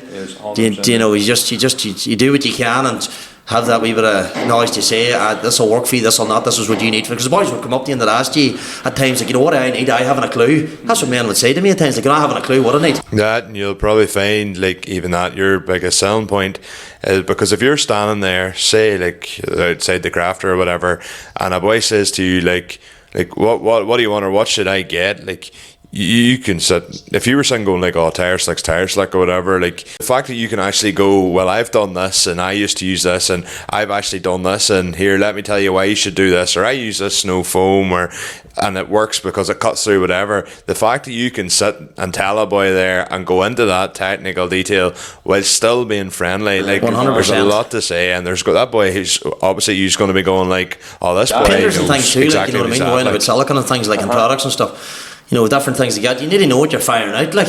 See, Can't be telling. that's but even that. Painter, like, there's no silicon out there. I'm painting a bit, you know, panel coming out like in a TV. But the fact that you take time to know that, like, I'll be honest, like, prior to this conversation, you know, saying that, like, obviously you wouldn't have got to this age where you didn't know what you're doing, but like the fact you've got that level of interest, you know, you're like the front man. It's very much still you. This is still you, and the fact that you're still going into that detail, like saying, "Oh, you don't 100%. sell silicon stuff to a I'll ever painter." change, but I Like, think even I was 50, I don't think I'll ever change. I always just like being involved in the thing, and I just think I never want to walk away. I'd never take the lazy approach. Like, I just think front of house all the time. You need to be front of house. I think if you're gonna, maybe different businesses can work different, but I'll always have that until the JTEC's alive, whatever time it's alive, sir. Same as when I had the watch, I stood every day, like, till the day it's going to go. You have to. so, like, to go into it all, so you know, you started to build yourself up. At what point then, do you know, I know we've all talked about this off air, like, had this conversation ready and kind of hashed it out, but what point did you find out where you really started to go, okay, like, really, like, where are we at? Because, you know, you said yourself the first 18 months you didn't really never make made a much penny, of it, sir. and like, I know for this here, like, you make fuck all, like, Labels were wrong. Products just weren't where they needed to be. Yeah, but that's learning. No website, no mobile shop on the road, no massive product range to really come in and cut another supplier out to say this is a thing, and that took a long stretch now, but had just COVID struck on me and I flipped about through hot day, and it just come and I just put more effort in, and as I said, getting that you know, your own class and your own thing. Know what you can, you know, when you have a thing and you say that it's them JTEC class, that's where you want it to be. That's that JTEC snow foam can, and you don't want, if you're gonna, where I'm sighting it down the line, there's no point me running about with a blank cannon, or running about with a wash mitt with no logo on the cuff, or running about and keeping buying products like XYZ. And you've got to push on if you want it to be something a bit bigger down the line. But as I said, it's heading in the right direction, but it's only by the help of people, sir. You have to like just thank them, man. I'm telling you, it's your customers as the one that's making it happen, and that the way my Snapchat grew and things, the way I push it, and I'm always on it, and it's a job on its own. you was always on though. You're always like, I look at Snapchat like when did you start with the Snapchat? Because I'm assuming you always had Snapchat. 2014, I was just looking there one day, so say I suppose I have it 10 years there now, whatever. That's actually quite late. It is like, so a thing, but I can't just mind how it sort of maybe kicked from it or how I used it, but it just, I mind, as I said to you earlier, like I mind running about maybe in the Vitara, going through Limavady and taking a blank picture of a hedge and putting a filter on it, and you might have got 3 men wrote to you and saying, are you still about? I need tyres slicking foam. Me, nothing else in the Jeep, like. Maybe the next day you'd been passing and asked the car, like, and same story again, there was no, but I went through this phase of that, and I creeped a wee bit there, and then I got the bit of tagging then, just the Jasey Slick sort of creeped out of the water, and has that always been a nickname that stuck? it's stuck. I got that from the car wash, would you believe it? That's what I was going to. Got that from the car wash, Slick. Got that from the car wash, so that sort of hung on there for the Snapchat, and you come out and come from the air, boys, and we just tipped away, and I just took a wee leap then. COVID did help me now, sir. It helped a lot. It didn't do a lot of businesses favours, but it helped me, and a lot of people was at home and I tipped away and they were cleaning away, and I just got deeper and deeper, and always pushed on, and people always tell me, you need a van, Slick, you need a van, and I know I needed a van, but I didn't need a crafter sitting outside the front of the house at 40 or 50,000 pound, and me selling to £25 a day, like. So you just can't really run before you know what I mean, so I just tipped away, and I saw them, we approached it, like, and just tried my best with it, and I got it to a level where I needed to be, could justify the vans, and then thought online would be the good route to go, and it helps me get a better reach, you know, to my customers that are deeper in the south, like, because it's very hard to say, I'll meet you today, and you're in Sligo with a box of air fresheners. It just doesn't work, like. No, so for me to get the reach to them people that wanted onto the wee You're brand. very methodical about the way you think things. You know, like, it's completely different fucking universe, but I know, again, completely different universe, but the fella that's does our silage at home started roughly around the same age. yes, he got in to do it because somebody was retiring. But he bought wisely, second hand, bought a wee bit here, bought a wee bit there. 100%. Now, obviously, with the price of, you're saying a crafter's 30-40 grand. Oh, mental, you know, obviously with the price of things now, it is astronomical, but still, he started slow, bought whenever he really needed something, just added bits and bobs. 100%. He was also working away, and it just goes to show you just the very methodical entrepreneurial head that you have on you. You know, trying to be something you're not, other than you want to stepping too heavy, like, or something like that. It's not always maybe moving. You know, you're taking a risk. Oh, but you not a are, like, massive risk. but You know, it you're wouldn't not- you're matter. not So you sinking see, yourself.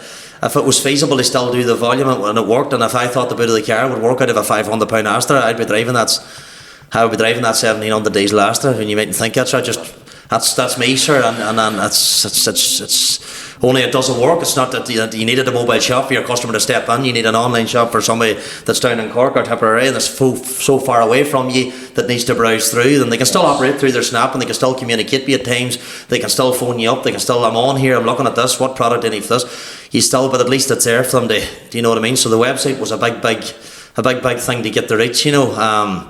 And as I said, you can do wee things like me giving up them wee offers and stuff there now to try and throw something back at the people, do you know what I mean? And you're giving something back in return for that volume of support, like, you know. But you definitely have to not go too mad too quick. Yeah, oh, totally. And as you said, you were a petrol head. Did you have an interest when you were younger? Aye, in cars. Oh, wow. I was always had an uncle too. Like he's not living now, but my Uncle Alan, like, he was mad into cars, like big Porsches and big stuff. It was all mad, like, and you were going big stuff, and his thing, like stuff like that. G80, I'd be glad to see that out there today. Like, he'd be loving that. Like, it was the kind of big mad stuff. He was been into big stuff. But no, as you're into all your twin cams, you're into all that. Did you have APs, like a wee VTI Civic still, like I have it since 09. It's lies in the corner of the shed, like yellow and dust, like it's a mortal sin, like, but it's like you with that there now, Connor. So you don't want to sell it, like. No. It's sitting there and you don't want to sell it, like. And, you know, when you're getting older and older, do you need to be going down there on the cutout in the third year on an EP, like? You don't, but it's just that you get attached to that thing, do you know what I mean? And you hang on to it, like, and I don't think I'll ever sell that wee car, like, I have it since 09, like, and I just don't say that, and I don't need to be up to 10 or 30 odd years of age on the cutout, like, I know it looks like I'm mature, but still love to do it right now.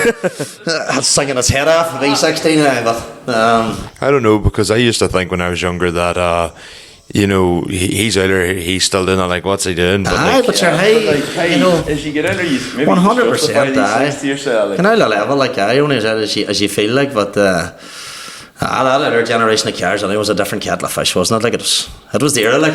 well, obviously people. Wish I was born in the 80s, like, you know, the early 80s, like, I was just, or maybe early 70s, if you were to get up at that age, then it was the era to be born in, wasn't it? Like, Other than your Civic, did you own anything? because obviously people want to know something. all the and, lot like, of fun cams and stuff like that there, some of the Hondas and a lot of wee different stuff at Nevo one time and stuff, and what did about some light stuff like that. No, I'm wild crazy. I was wild hanging on to stuff, you know. If I'd bought something, I hung on to it for a while. I was never a buy and sell man. I was never stone mad like that, you know. I was a bit like myself then. I was never a Sierra man. You're not going to like that right now. so anyway, this conversation's over now, and Sure, a Sierra was a poor man's coupe. To be fair, Whenever I bought the Sierra, like, I remember, like, everyone was saying to me, like, oh, I like the Sierra. You can clean it. You can clean it.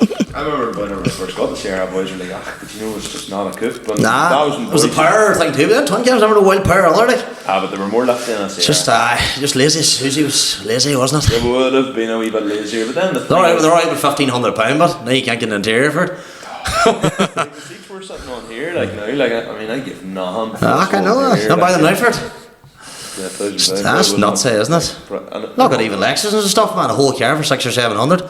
Set of TTs now, maybe they're grand, like. TTs, saying it's overnight, like, that stuff went from, like, a set of TTs went from £200 to £800 overnight, and I was like, how?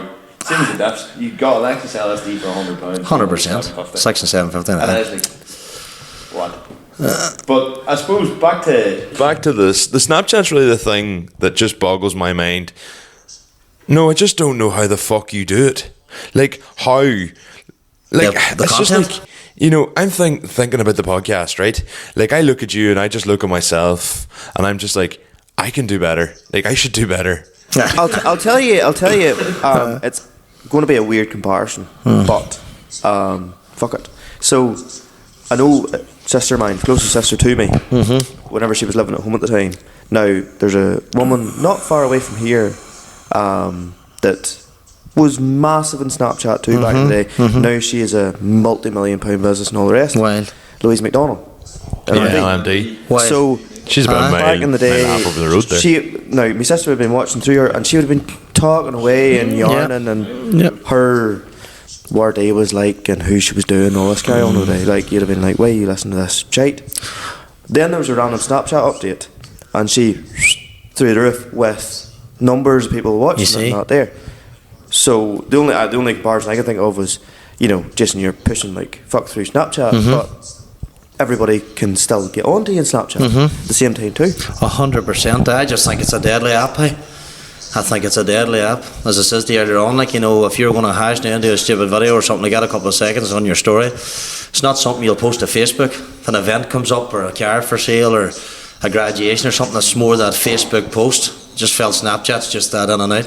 Like, if I was spinning a little on the JTech bucket like that, and somebody saying, it's like I want to see, I'm not going to post that to Facebook. No. I look like an idiot, like, you know what I mean? But you can be an idiot for 24 hours. That's the thing. She's gone off Snapchat, you know what I mean? And like, you can put Snapchat as well, like, because like you can do a big list of stories, because it, and just put up stories. And I feel like I'm missing a trick with Snapchat, because I don't post enough on Snapchat. I post on Instagram, and the reality is, I should probably be doing more on Snapchat, but I just don't think there's enough to do, like.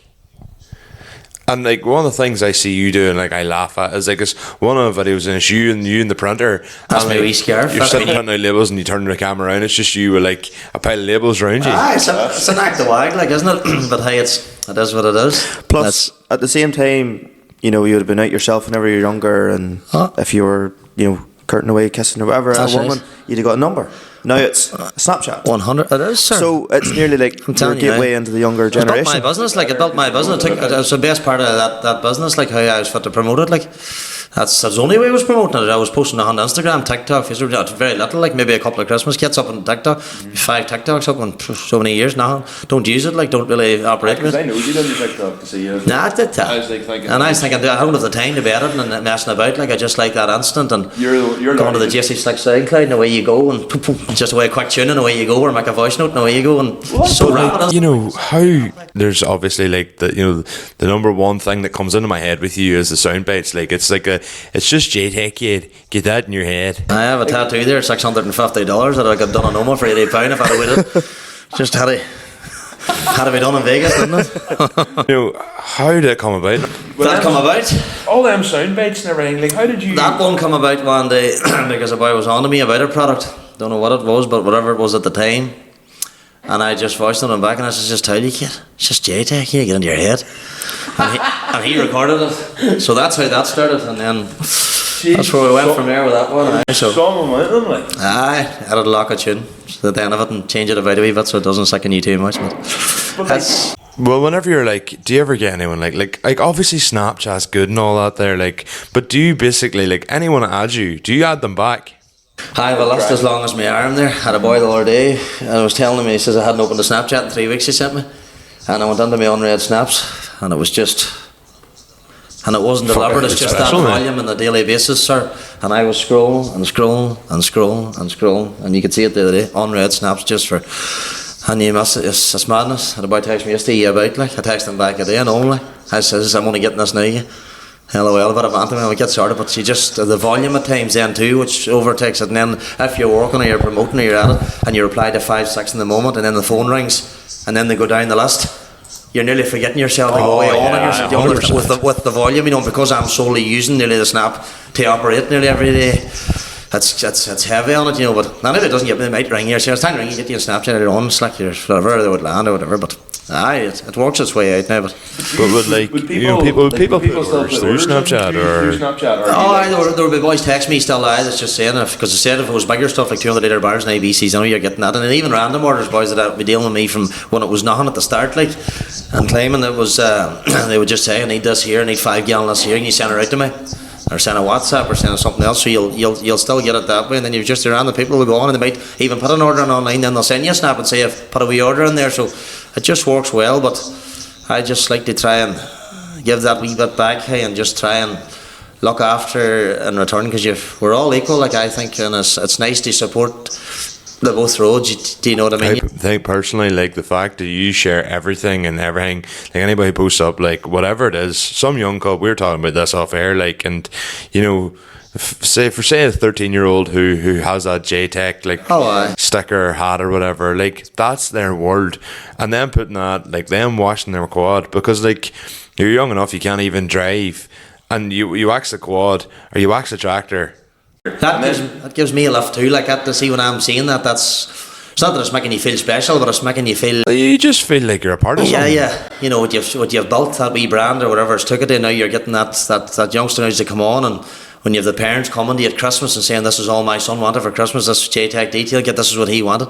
When we were cubs, like we were saying, is it an Xbox or a Nokia 3310i? Oh no, Do you know what I mean? Like you're completely but true. now it was just to get that wee, and if to have somebody saying that's my main present, I want that there. So, and they might have the wee phones now at a young age, you see, and they're watching away on Snap, and it's just good to see that. Aye, it is. And then you get a bit older, like you see, I suppose you get a wee bit more mature, and you try to, you know what I mean, you know. Otherwise, I would get on that Snap right now if you wouldn't think I'm too mature right now. But you know, you're grateful for it. You're grateful for the whole thing, sir. You're grateful for the whole thing. So present day then, what way are you when it comes downs or vans or workers or employee? Like, what way does it work I have for a you? couple lads there now, he helps me, and as I said, I have an old van there now, she's nearly ready now, they're racking, so all good. So what it tends to just have her sailing about all the time, the loose cannon, then I'll have my own van then, and websites tipping away, and just we'll keep pushing from there. But small steps, like no point trying to launch at 10 vans and launch at this, that and on, and keep their priorities. A couple of new products in the pipe this year now, stuff to launch and stuff, and always just keep it fresh, because you bore out with the same thing, like, you know what I mean.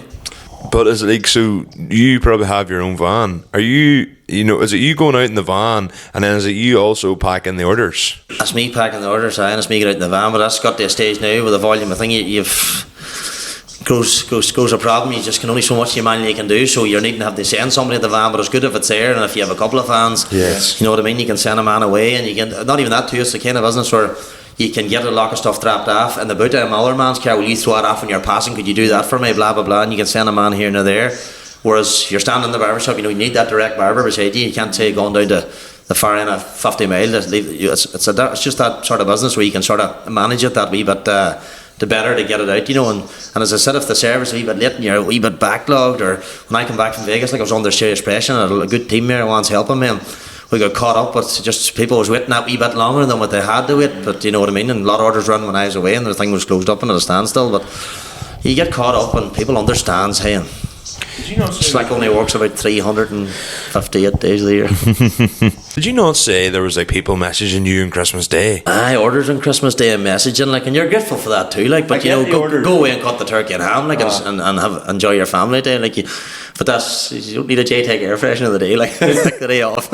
I get the order because some people maybe have, like, you know, someone's got a present or that's just something. maybe flicking on the sofa after they get the dinner, like, so you're still grateful for it, like. But nothing could happen because courier services are stopped in nearly the best part of the start of the year. I mean, the thing sort of be slowed up, but I'd always tipped about every year, even if I'd have been at home. I took my Christmas Day and Boxing Day, but it was the first year ever, like all my life, sure, I've took that wee bit of a break, hey, and then I took that wee holiday and stuff, like. But you know, a wee bit of downtime, wee bit of work-life balance. You just go to Vegas on your own.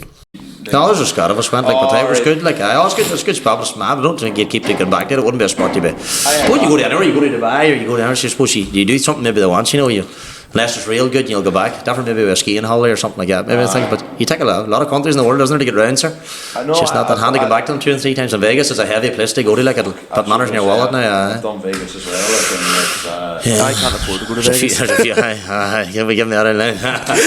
There's a few air fresheners on a put it together. For sure now. You're saying that's like the first time you've ever taken a proper break, like? That's the first time I've ever took a 2-week cycle, maybe to myself like that. I would have took Christmas Day and Boxing Day and stripped back at it. That's the first in my whole life that I've ever took that kind of a break, sir. Just 3. And I just needed it, sir. I'm just 100%. burning out, hey, and just you're poof. So what? Would you be a home bird then? I'm a homebird, sir. I was never a man for. I think if I was self-employed, I hadn't been self-employed maybe as young. I don't even think I'd have headed away, sir.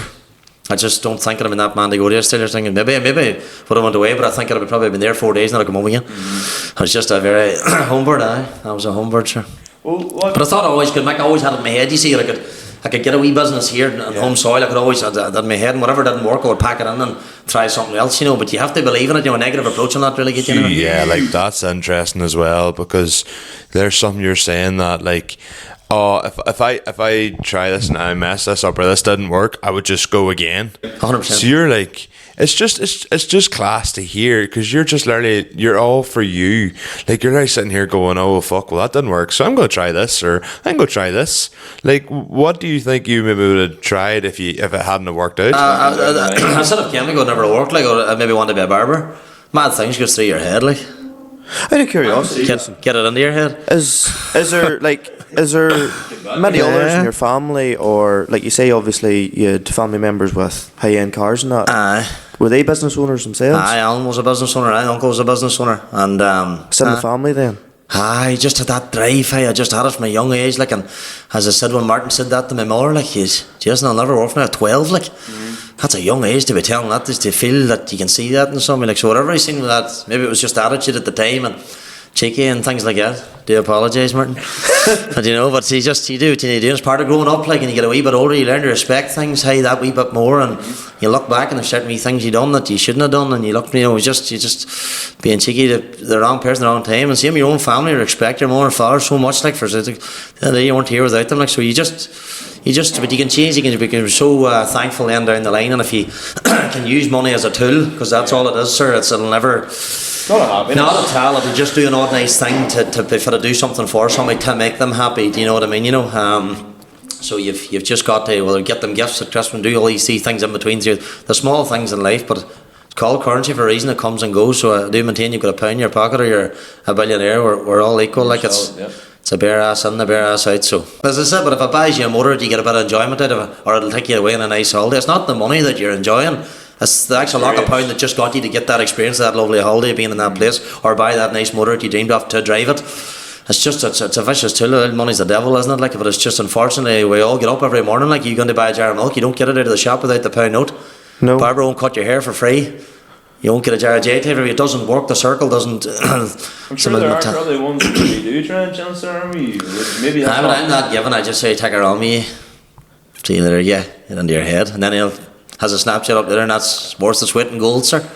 You know, but it's you always get it in the long run. 100%. Or you always find out in the long run. 100%. As I says to you, with me doing deals and stuff too, and then putting them wee offers up, like that's me doing them. Maybe a couple of tons there free now in February, like online there. Somebody buys a 60p air fresh, they're still getting them 2 tons. Had a woman phone me, as I told you, pre this, like, phone me about a drying towel, like, and she says to me, she says, there's 2 tons in this box. I says, they're for you, free of charge. She says, oh my gosh, thank you so much, I'll be back. That was a true story, like, over a drying towel. I lost in that sale, it wasn't about the money. One was delighted, like, somewhere down the line, then she'll put another wee order, and she's grateful for me, respecting her, and it works both ways, like, you know. Don't have a bad attitude to say, oh, I lost, I'm not throwing that, I'm losing. You're losing money. Oh my god, money! Like money comes and goes. 100%. I think that is the way you got to treat people, though. It's like whenever, you know, anybody that bought our merch, or you know, in the first order, like I give them all like a discount 100%. code. So if they are going to buy again, I would give them a discount code, and I send them a message personally, going, here, look, I really appreciate you buying that. Like the you know, the fact of the matter again is, now I'm getting Snapchat from lads here, there, and everywhere. In America and Australia or whatever, and you see them in the tractors are wearing hoodies, and it's just like, it's just class. Like it does, like it's them simple things, sir, that just draws it on. So you get satisfaction out of seeing that. Like you bypass the money, don't you? Mm-hmm. You just look at the, you know, because somebody's wearing a hat belonging to you, wearing a body warmer, or a hoodie, or in a car show or you're some event or something, and some man jumps out of a tractor or jumps out of a car. Next thing they're wearing like merchandise, and you see him in the crowd with a hoodie. Like the feeling is class. Yeah, so throwing air freshers onto Hoovers and everything now belong. It's just crazy, like, isn't it? What the simple touches they're at. Throwing a hanging air freshener into Hoover to get the Hoover to smell nice, like silly stuff, like, you know what I mean? But that's the people's own doing, and they get a laugh, and then I get involved in that laugh, and then I'm reposting something, and that's just me, the novelty and the personality, and that's just, I'm telling you, it's the people, sir. The people make your business. Hey, they thrive it every day. I'm a small percentage. A hard crawl, and you obviously have to do so much with the products and stuff, but the customers are the one, boys, the audiences, and them people around it carries the thing every day, and you're forever grateful for it. I am, anyway, with that wee brand. So I never dreamt that I could even get it off the ground. It was thought I'd be throwing in the towel, man, many's a day. And it was nothing back then, so nobody would have missed it. It's nothing, maybe other much bigger, but nobody would have missed it back then. Like, that's another boy coming along here now, another blow on here, like, I don't know. I'm not trying to blow smoke up your arse, but it's going to take someone. Like, don't get me wrong. There's a lot of big brands out there, and there's a lot of detail in the stores and all. You know, and for me, for years, I always used Block 51 because I liked them, and I always thought, you know, they weren't biased. And it's not like you where they have their own brand. Good shop. You know, and it's good shop, and a good range, and like definitely like that was who I always used. But I think it would take a lot for someone to come in and do what you're doing, i.e., like not every single person is going to be like you with the whole people first thing, and you know maybe someday. Do you have that? I'm not off the camera like, too, like I do it, and you see it on my snaps, like it has to be. You are like you jumped out of the car there, like, and you're exactly how I imagined you to be. Like if you weren't like that, apart from the first 10 seconds of this podcast where you put the hat down or a wee bit shy, like you were never like. I just never expected you if you had got out of the car and just went, well, that's what's the crack, you know, I'd have been so disappointed. I know. No, you have to. You just as you are who you are, and if you really show it, like, you know what I mean. But it's as I said, man, give me a 1700 diesel Astra and a Mark IV. What a yak, hey? Running you out runs the body. But no, as I said, you just have to. I think, as I said, we're all equal. If you treat everybody, and if everybody just as the world's full of nasty things, it's full of good things. But you just, I don't know. So you just once you get a bit older too, hey. I probably wouldn't have been feeling that as much when I was a cub. Like, if you get mature as time goes on, you see a lot more. Yes. You experience a lot more. Well, experience. You start to learn a lot of things and how you're treated and how you treat people and how it swings and roundabouts. And definitely, as I said, like, but it's just nice when something works for you and you get out the far side of something or something. Actually, you know, for me to have been breaking heart with that there for months and months and. The labels falling off jars that weren't the right texture of label and weren't the right adhesive and the simple things like, you know, the cap not the right colour, the drum not the right shape, you know what I mean, not the right thing, and it's simple touches, hey, and it was a hard crawl, hey, but I really clawed at it for years. And as I said, somebody coming behind me now and do what I done, and if I was trying to make that a good wee brand now and then something's coming strong, when you're starting out so tough, like any business, it's so hard to get people to get to leave. You know, if someone's cutting your hair, he's doing it 7 or 8 years, it's hard to get him to leave, isn't it? Like, if you're buying products of a man 10 years, it's hard to get him to leave. And especially when I started out and I had 5 products, like, sure, what good weed any man? You couldn't give him a sponge or a spray bottle or a microfiber, a tin of air freshener, nothing. I had nothing on that thing, so it was so hard to when I think back, hey, I just don't know how I got it off the ground at all, hey, but I got it going. And but it wasn't for you, it didn't go by all the same. No, I think so, Conor. I think so. So just grateful for it, sir. I really enjoyed it. I love getting up in the morning for that brand, sir. And enjoy the wee snaps, man. I enjoy the scarf around the neck of the labels and the hashes, and always trying to give people a laugh or a giggle, like you said. It's fucking hilarious, some of the stuff you post. Like, I just don't know how you come up with it. Like, you just have to hit the wagon. Sometimes you fear too much on it all the time because there's a bit of a pollution. And man, will tell you, when you see a snap story with about 45 ticks at the top, you nearly tap through them. Pay the shade up with it again, don't you? Sometimes you, but it's just. It depends what it is. Like the spinning ball cap or whatever. Like that's good to watch. Like, it caught my attention. You know, trying to get her to go on that wee different way, or trying to get her different. Right, that's what. The stuff like that, yeah, like, it's, you know, question. Suppose you talk about the crafter and you mention the crafter. Why a crafter? Just curious. Just VW, hey, I just thought the thing, I was never, not slating on things, but I always just thought the money level that they were charging for them and stuff, and I just always thought had golfs and things and stuff, I just thought they were hardy yacht, weren't they, like, but Mark IVs and things, even after that, the 5s, they were hardy, weren't they, but maybe it's, people tell you now, so all the new stuff's scrap, that people's a bad approach and stuff, it's not all scrap, like, it's, I don't know, like just the price of stuff's crazy, sir. Brother-in-law's the same approach, he'll buy nothing but a crafter. No. See, like, where it comes to the VWs, like, I have the Amarok there, and like the new Amarok's basically a Ford, and they're like double the price, and like, I just don't know, like, but the crafters, as far as I'm aware, they're still VW. Aye. They are at the minute anyway.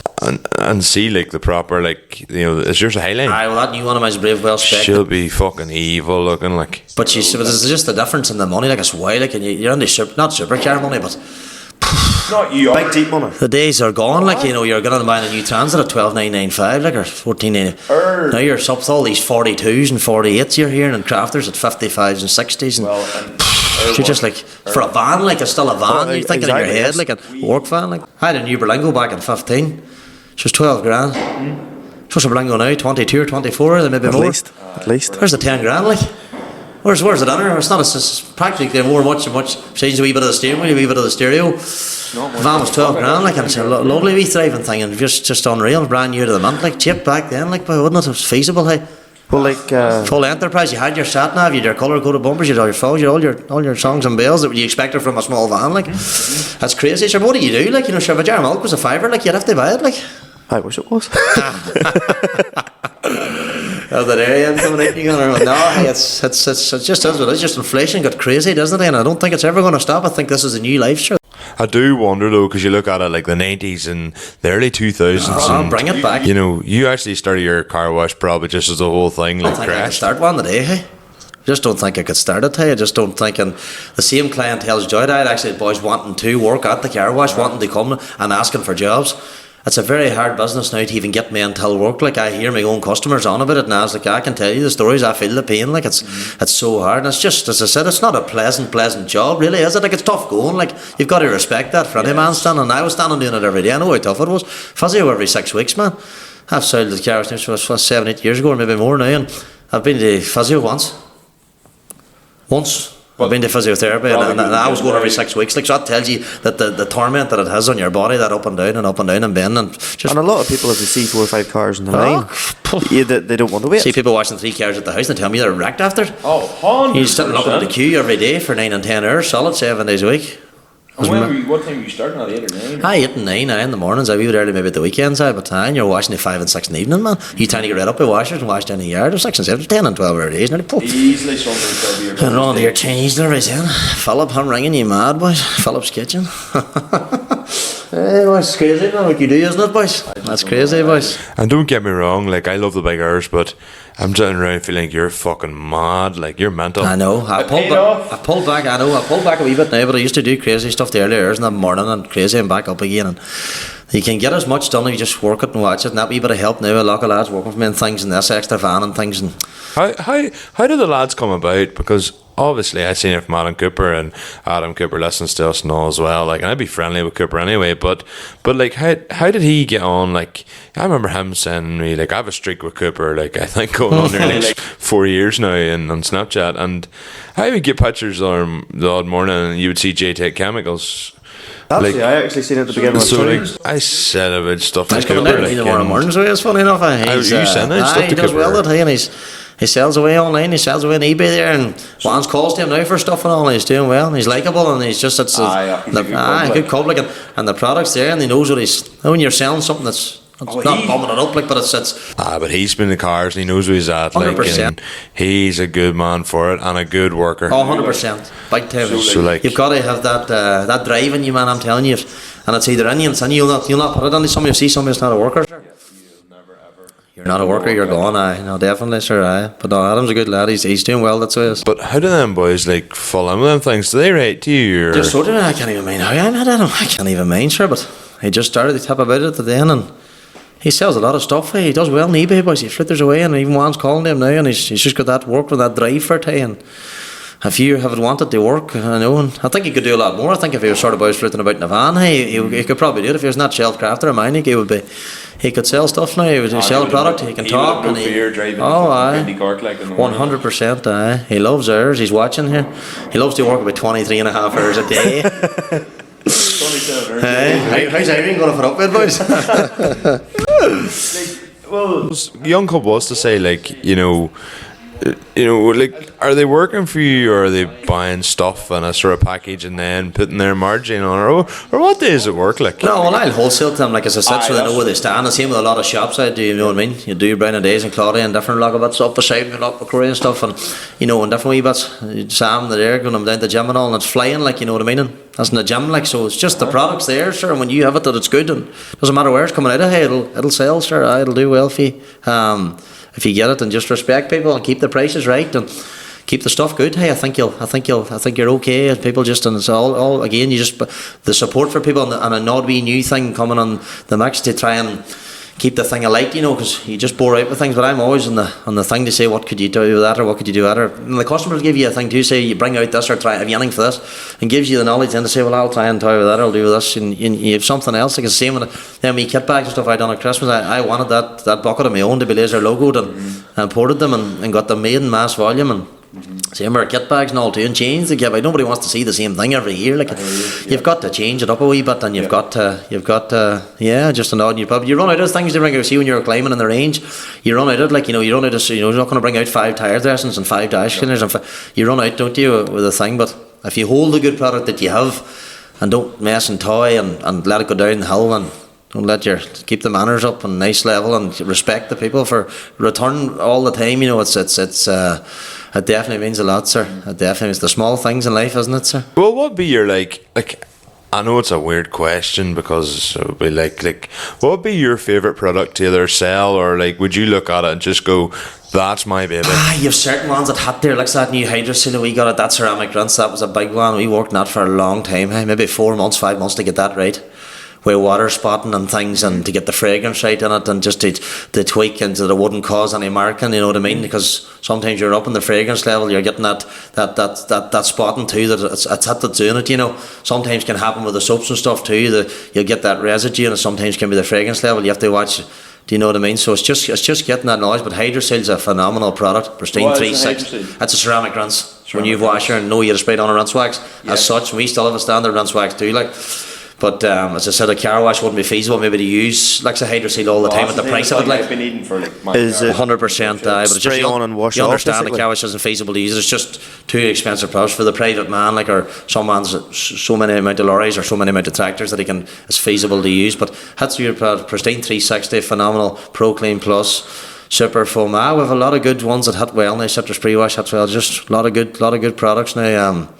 That's selling in the volumes you're seeing. That's saying they're good. There's other people might say they're not good. They might say they're rubbish. I've tried that. I don't like it. But you're never going to please 100% all the time with everybody. Everybody's own wee taste for something, like, you know. But you'll still get that wee man that'll come up like at 60 years of age, and he's had that wee bottle of Autoglym for 30 years, and he's just to that wee bottle of something else. Or the turtle wax days, as I said, I was back there when the wash and wax was a $5 and you were going to Halfords or somewhere. It's tired. The year has changed, like, and you don't even see it maybe now. And stuff that was absolutely like massive. Just years of changing, like, just years of changing. Like, sure, even when Snapchat wasn't a thing in the go day, like, baby was your goal back into the thing, and then Facebook just overpowered the whole thing and went mad. Then I was like, but I do think Snap is a big thing. It's helped a lot of people, as you say. I think that is the instant, like it's there and go, like, you know. And if you fancy taking something down rapid, it's just a basket, just boop, boop. It's gone like in a lock of seconds. Facebook's more of a thing, and there's work with the TikToks and stuff too. I'd probably want to do more stuff like that there and things, but there's a bit of work with, you know. Time's my problem. I just don't have the time. Well, for you yourself, like, I think the best thing for you would be to get in front of the camera and then get someone else to edit it. You're my man. What was the very first product? Very first thing. The very first was that first full line, TFR, the foam, wheel acid, rinse wax, and tires. You tackled all four of them. They were that 5 circle because they were the car wash hit. You were putting on a pre-wash, you were putting on foam, you were spraying a rinse wax, you were putting on a bit of tire slick, and then if you had not a bad rim that was heavily stained, you were using a wheel bit of wheel acid, and that was the go-to. But it wasn't a terrible approach at the start. Like, as I said, I had my wee, actually mine going round at the time, I was going around my wee 15 Berlingo. You were pulling in a practically brand new 15 Berlingo van. You weren't running about completely bad, but I done the best part of the work then after that. Maybe in the back of the Vitara, the Astra, like, and yes. Loved it, man. And it's wild to have that. I didn't have an embarrassment, sir, because I was so used to be driving about in them all the time. And I was in round home flat out doing the Chinese runs. I was parked at the car wash every day. It never really bothered me. So. I think there's an element of that's the club that owns. That club could just for example, like, that club could be driving an E92 M3 with the money he's made in that car wash, and he drives that Aspera. Like, people love that. People fucking love that. It's just the humble approach, you know, and I don't think it'll ever. It's like, but that's the kind of thing. And like when I bought that Jadey that was heavy, that was I never thought I could even afford anything like that. And like, but I didn't buy that to be running up the time with the Rolex watch and the school runner acting thing. You weren't acting the car never moves. Like, that's probably done about 3,000 miles there in 2 years. Like, I'm in that is a sin. Like, but when you want to go, when you're going to a wedding or you're going to a nice meal or something, you have something nice something feel something at the end of the tunnel when you pull off a Snickers and you actually get the jeans on for about 2.5 hours a week. You have something to get into, or something that you feel a wee bit the grind of work, them 10, 15, you're just knocking your pan on. Some wee thing at the end of the tunnel, they say, at least have a nice car to get into, or something on a Sunday or something like that. The small things, you know. So I definitely, but it was just grind mode too. You never really were focusing on it. I was back then. It was just work, sir. Yeah. And then back this, when you were started out and you had nothing, and bought a couple of washers, like, and you'd no dough, like, and you're wondering what you're at, and your stomach's cramping, like, and you're thinking, if this doesn't work, like, where am I left here? Am I going to get a job? Is this going to, and you're washing £32 and £44 the next day and £55 the next day, and hard crawling is. Trying to pay, boys. Geez, you're losing money, and maybe not. Can't the man looking about at work, and you're saying I can't even afford to pay you. Then it got to a stage then that there was any amount of work you couldn't have got enough. It was epic, like, at the end of the day, and that was so no wallet, like, to have a wash that could carry itself on just MOT washing and washing was a strong wash. To have no money vallets happening, no vallets happening, you know, a bad weather and different things, but when I get a bad day, the boys would have just lay in the hut, and I was happy for them to do it, because the harder days when that wash was so busy, like, Yes. you know, as Jay's car wash in Oma was the go-to at the time, boy, it was, weren't we, boys? So I was proud of that. I was proud of for decline from how bad it was, but as I said, we tried to put out the quality. So I think when you do it, the simple things like drying the rim and drying the tyre before you done the tyres, like, and some man coming in and her slammed at the back, and you half wheeler and you tyre slicking her on the roll, like, you know, wee touches, and not saying they drove off in half the time. No. Simple things, and I had that know-how in it at the time. You're always Go forward a wee bit there, lad, just to like it. It's class, man. I loved it. Like, it's for such a hard game. I love that. I love that business, and I loved. I just every day. I loved it, sir. I don't know why. And if you tell anybody you loved washing cars, like, I just pride in it. I just pride in it, sir. And because it was my own, and I just and then them repeat customers, and every time when I glanced up at the hill and I said, "There's your man this week again," you knew you were doing something right because he was back. You know, and it made you feel good, you know, when you got to know people because there were repeat customers and you got that chatter at the doors, and you jumped out on a good day and would have read the paper and yarned over you while you were in the middle of working. There was a wee bit of a plus weight, you know. It wasn't all just graft grind and hatefulness, you know. You got a lot of positivity out of them vibes of them ones are saying the keys is energy, you know. I'm going over to the shop here for Red Bull and whatever. And you had the trust there. 100%. I know it was good. And as I said, a good bunch of lads around me at the time, and good quality lads that had the banter with you too, and had the banter with the customers. You know, it breaks the day up, you know, and nobody speaking to each other. Like, it's not the thing. Like, so it was definitely good. But as I said, I don't know if I could tackle it now and later on stages. Like, it just seems a different. It's a wild grind in the body at the time, you know. But as you say, you need to be. Yeah, I don't tell you, I didn't take many days off back then. It was mad, year in, year out. Where do you see J-Tech going now then? I was going to ask that, you bollocks. Get this other van out now, maybe, and as I said, push it on, and if you had a full-time man on the float, like, and that delivered and that heavy haulage, you know, with the big cubes and barrels and doing Would that end of things. UK, Ireland wide be well, the I seen a goal? lot of stuff to Scotland and stuff, and you've seen plenty of snaps and stuff out in Australia and different wee places. I'd love to see that. That Gives you a wild lift, you know. love to see See that. inside you, like, it's wild. They think it. No, the label's just to fall off them 5 products. The label wasn't even right. The jar wasn't right. The product wasn't right. How did you ever get to get it to where to there now, and that bit of following and that bit of just people supporting you, sir? It's just, you don't want it to slip away, put it like that. That's why I still get up every day and put the same effort in, and I won't change, sir. I'll never change until that, whatever happens, J-Tech down the line, if your thing. But you know, I think when you're out and that far in the country like that, and you're doing them things, and the online's running well, and you've your few mobile shops and people can collect stuff, and you're not doing too bad. You're having on a sort of nice wee wave at the minute, but I don't know, Conor, where you would go next with it. I don't know what the next level will be. For a plan. I know you can't really predict like a 5-year plan, but do you just take it like a day at a time? I do, sir. As I said, when I couldn't justify a van sitting outside looking at it at 40 or 50 grand, and people telling you needed it, or maybe not need a van, a lesser van might have done you, but I don't even know if I could have wanted a 20 grand van out the front of the house. Like, you know, that's the way you felt. Like, it's just, there's nothing selling. Like, you just didn't need it. Whatever wee small orders come in, the boot of the car cut it. Like, but then it didn't drive more people to come to you because you had no shop. Yep. And I'd have got that phone when I was copy and pasting on Snapchat, and see when I got 2 new products, I'd have gone and edit that thing again. It was a copy and paste every time. I still have lads that buy me that I'm going up to the bottom of the chat and or top of it, like, and I would see this wee copy and paste of these silly products as they start these small amount, you know. And I just know what they say, where can I get your products, pal, or blah blah blah, and you have boys coming on the snap, and it's no reply to your story as you're promoting it and whatever and selling it and doing what you do every day, and you just send the link and you look after them and look X this here and look X, and you try your best to just, you bond on them. Hey, and I just, it's just got to a stage when you get a wild love and a passion for the thing, you bypass the pound weight, sir. It's not really about that. Everybody gets up, we all need a crust, like, but I just enjoy the whole novelty of it, sir, and the whole aspect of the product and the hashing with the customers and them spinning them lids and them flicking them air fresheners and them getting it into your head, sir, and the whole thing just ties in, and it's just enjoyable, sir, and the people that surround you. That's damn good, and so we'll just keep her let us best we can, hey, and if we'll take her wherever we take her. But if we get this far van out now, and that pushes you out, you're more on the road, and delivery's getting out that wee bit quicker on the heavier end, not waiting you have to get something that way 3 days later. And I just try and shoot the online stuff out. As I said, it gives you that reach to the south and stuff. Like, as I said, I can't go to Cork like by 5 litres of stuff like. That's me and another man can't meet you for that. It's feasible. Stick it in the box and you've got your house and you can mosey through and man, but it's in good order here and there. But as I said, when I done them offers, if somebody's going on this month like and they're buying a 60p air freshener, they're getting them 2 tins. It's not about the money. You're losing on it, but it's given back because of where it's at, and you have to, sir. It's that feeling inside you for it and keeps it alive. And but no, the wee snap done wonders, didn't it? Hey, To be honest with you, like, don't know you that long, Jason, obviously, but you're nothing short of inspirational. Yes, I was about to say inspirational. Just a humble clubs. I appreciate that, boys. At the end of the day, like, you put the hard graft. It just shows if you put the hard graft in, you give something to go. Yeah. Even if it's not your passion, but you put the effort in. As I said, like if I had the feelings of that there when I was a year deep or 18 months ago, I was going to do barber. Madness. I still think there's maybe half a notion that you do enjoy the barbing. Maybe you will end up being a barber.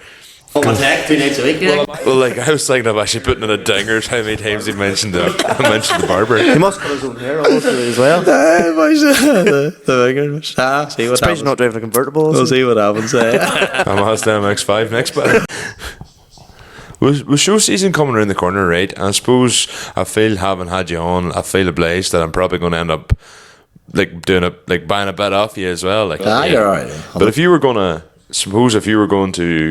say even car show work or like, get the car ready for the port, and the car's sitting fucking minging, like, what would you recommend out of your range? Like, what would you go through to leave her? Like we're not talking full fucking mental details spec for a young cub that's somewhat. Like, see, this is why we cheaper even or whatever. started doing them wee buckets and them wee kit bags now, so that you could have that bit of stuff, say, in the bit of the car. So when a boy takes her up the road and he's going to Dubshire, he's going to all these shows, blah blah blah. She might not even need a wee run a quick detailer when he gets there and a wee run on the microfiber cloth, and it's neat and it's in the boot and it's tidy. It's not running about maybe looking to buy something or a bottle this, a bottle that, and scattered and can't get it. You can apply a wee bit of test. Everything was in them wee kits to nearly do that, and then you still had a wee bit of pre-wash and a bit of foam. So if you decide to wash her at the house someday, and you see boys will snap something, it's a full wee sort of bit of everything to use, and then you can always buy it, another jar to tap up, and always keep that wee kit in the boot, So what is that then? So what is that kit then? Is it a wee kit bag? Just bag? a pre-wash and a bit of foam, bit of tire slick, bit of quick detailer, bit of wheel cleaner, bit of dash cleaner, bit of glass cleaner, your wee cloths, your mitts, just nice wee bit of stuff that'll let you away. Full wash. 100% to let you away if you were. And there's obviously on a bigger scale, if you take in the yoke, you're going to maybe wax her, you're going to ceramic coat, you're going to do the levels, but as you say, for that, just a wee bit of run to go and do something for a show or a wee bit, or just that wee quick run. It's just a neat wee thing for the boot of the car too, isn't it? Like, and it's just not taking up a pile of space in the boot. And if you want something I need to get, like, I mean, I've been in car shows for the last fucking 10 years now, and I'm still walking about with a cardboard box. Like, I really did step up the game. Like, that's why I'm asking you. Like, I've stepped up. I'll send you the link here. Here's me with. Well, there's a dry cow tube box. That'll do right. Like, I know. But that was, as I said, you would have done anything. The thing was just neatness, isn't it? Like, I said I started doing them wee bucket kits, but then boys said they take it to the show. You had to lift everything out to use the bucket. Yeah. So you're in your head now. A lot of boys would have a bucket separate out of the house, and they've the kit. It's just weird, sir. But you're always in the knowledge, and that's listening to people too. So I have to take that out of that. They wash it, and I was like, it's not going to work. That's not right. So then it's different. And then wee bucket kits we were doing the year, we were doing the wee leader ranges and stuff. So it was neat. It's like a wee leaders, drums of each, with no triggers, so they were just nice to use out as a wee wash kit. Different, you make wee adaptations, like, and change things, and as I said, never been know it all. You'll never know it all. Like Dad said that. So it's a good speak. Like, you're always learning, and I can take a wee bit of advice from people sometimes too, and take a wee bit of criticism, because sometimes you're just not doing it all right, and a wee bit of advice can help you. And top thing, at least you listen.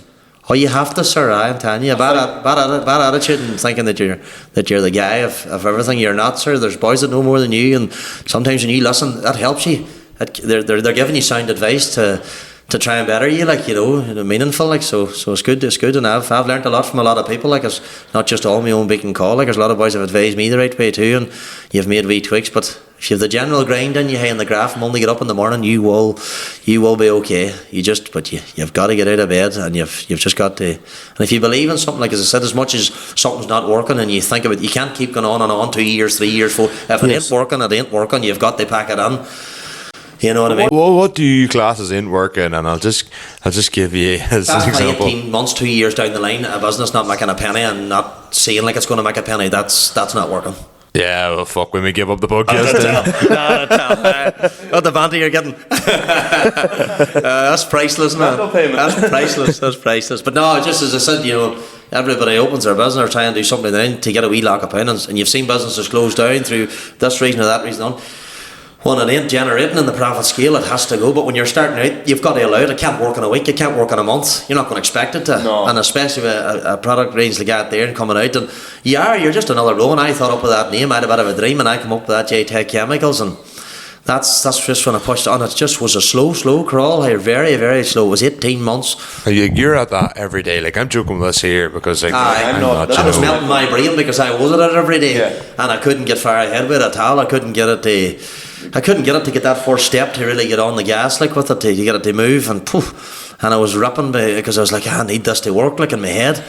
And I made changes to labels, and I made changes, and then I got into manufacturing a wee bit of the products that I needed to get there, with the soaps and stuff, and then I pushed on, hey, and it just took a leap then, and it says, I know you need to get more individual approach with packaging and getting our own buffing machines and getting our own tornadoes, our own foam guns, our own wash mitts, our detail. I import all now, like. Well, what do you mean by a tornado? Like, what are they? They click onto the airline, you know, if you're blasting inside there and doing interiors and stuff, you know. Okay. Could be machine, could be tool. A lot of boys use them now. But as I said, like, your own logos on them, man. Somebody's hiding them, it's got a J-Tech logo on it. You know, you're setting the bucket down, it's not a sticker that some boy blows off, and it's a 20 litre white pail bucket, like, but you have to start somewhere, like, you have to it was all the go-to at the time, and I didn't want containers full of buckets, and you know what I mean, same our own aerosol range. We used to have 750ml tins, and none of the lads could fit in the glove box. They were rounding about the bit, and they would have wrecked your head tinkling about the bit, but you had to be buying pallets of a single fragrance with 1296 tins, and you had to do a certain level to get your own logo undone. And again, back then, you weren't wanting to commit to thousands and thousands and thousands on just aerosol ranges of blast air freshers when you were trying to do XYZ. Again, the same story as the van not wanting her out the front at 40-50 grand, a slow crawl, and then I just bit the bullet then, and it just says, no, I need my own aerosol range, and it needs to be pulled down to a 500ml can and ran that wee shadowing through the logo, and it looks good, you know, nice through the air freshener stuff, and that was that wee touch, the same as the sticker on the van. Aidan Cork up in it. Shadow wise. But I know, but no, as I said, you just chipped and tried to sight it high where I needed it to be, and just die. And then when you cling on and good things, look at the way our screen wash sells every winter now. It just works, the lovely fragrance, it howls the minus conditions because of the solution that's in it. And we silly stuff, and then a couple of good products that I mentioned to you, and your attitude towards it, and the people that surrounds it, and they are the 90% of it, I'm the 10%, so you're just forever grateful, and hopefully we can holler her and keep her going now, and just bigger and better things with it now, and that's the short and curlies off it, lads. That's absolutely fucking class. You're not selling that EP3 now? She looked right beside that wee black VTA of mine there. That other stuff was mental, wasn't it? Unreal, boys. I'd love to say money talks, but I don't think money could talk. It just gets out of reach, but now, doesn't it? Like, you know, it just gets out of reach. The stuff's got crazy, boys. Hard for that younger generation coming up that really wants it. You know, when we were cubs and we were growing up, and you're wanting an E36 or you're wanting a VTA, you're wanting. COVID helped you. COVID helped me. That's wild, isn't it? That's literally. COVID fucked me, but a heap of everything. When everything was COVID prices, and ours fell out of everything. What are you going to say here? What I give that VTA? What'd you give? Obviously, maybe 3 or 4 grand back in the day, £3,200 or something, or 30. I was like, even your first swing cam, like, what'd you give for it? 10 grand. They were in the 10 grand days when you opened up the other two and you seen the 10,250. That was the days. I mind them being like 6.5, 7 grand. That. But it's not even that they're worth it now, or any of them gears is worth it. It's just where they've got the scarceness. You see, this was what's done it there. But they're not really scarce. That's just fucking Aidan Carr. Before I bought that J80, it was an F80 I was looking at, like, and sure, they held their own money for about 6 year gap, didn't they? They were a 35, 38, 40 grand car. Sure, they were still 35 and 40 grand. They were hanging around that a good one, like they were hanging. I couldn't get a good one. That's why I ended up with a G80. I was just too OCD with it all. I just couldn't. You were too full. Driver's seats hanging out of them. And it's just the AG2 chippy in that car. Mine will be the same too when she gets 5 or 6. Well, I need to start driving her a bit, but she'll get chippy and Marky too. They just A can't. lot of boys I felt who bought the F80s didn't know how to own cars. Like that was my the E92s as well was the same, but especially the F80s. You know, they starting them up and fucking hitting them off the limiter and treating them as shit when them cold. To be honest, it was around Mark 7 Golf time. The R's, GTDs, GTAs, they were all on a serious good deal in finance. Aye. So therefore they were attainable to a lot. That's right. And that's why there's so many of them about. That's wild, isn't it, sir? You don't really see, many standard Mark 7s. No. It's a lot of GTDs, 100%. GTAs. The deal will help it, like. And Reynolds was doing a good deal in the vans one time. They were like 0% finance over 5 years or something like that. Some man spreading his money over 5 years. And it was maybe 15 grand cheaper than a VW then. So of course it's going to approach you in that, isn't it? Yeah. 7-year warranty. Man. That's where everybody came in. 100%, aye. Yeah, a bargain, man. Value.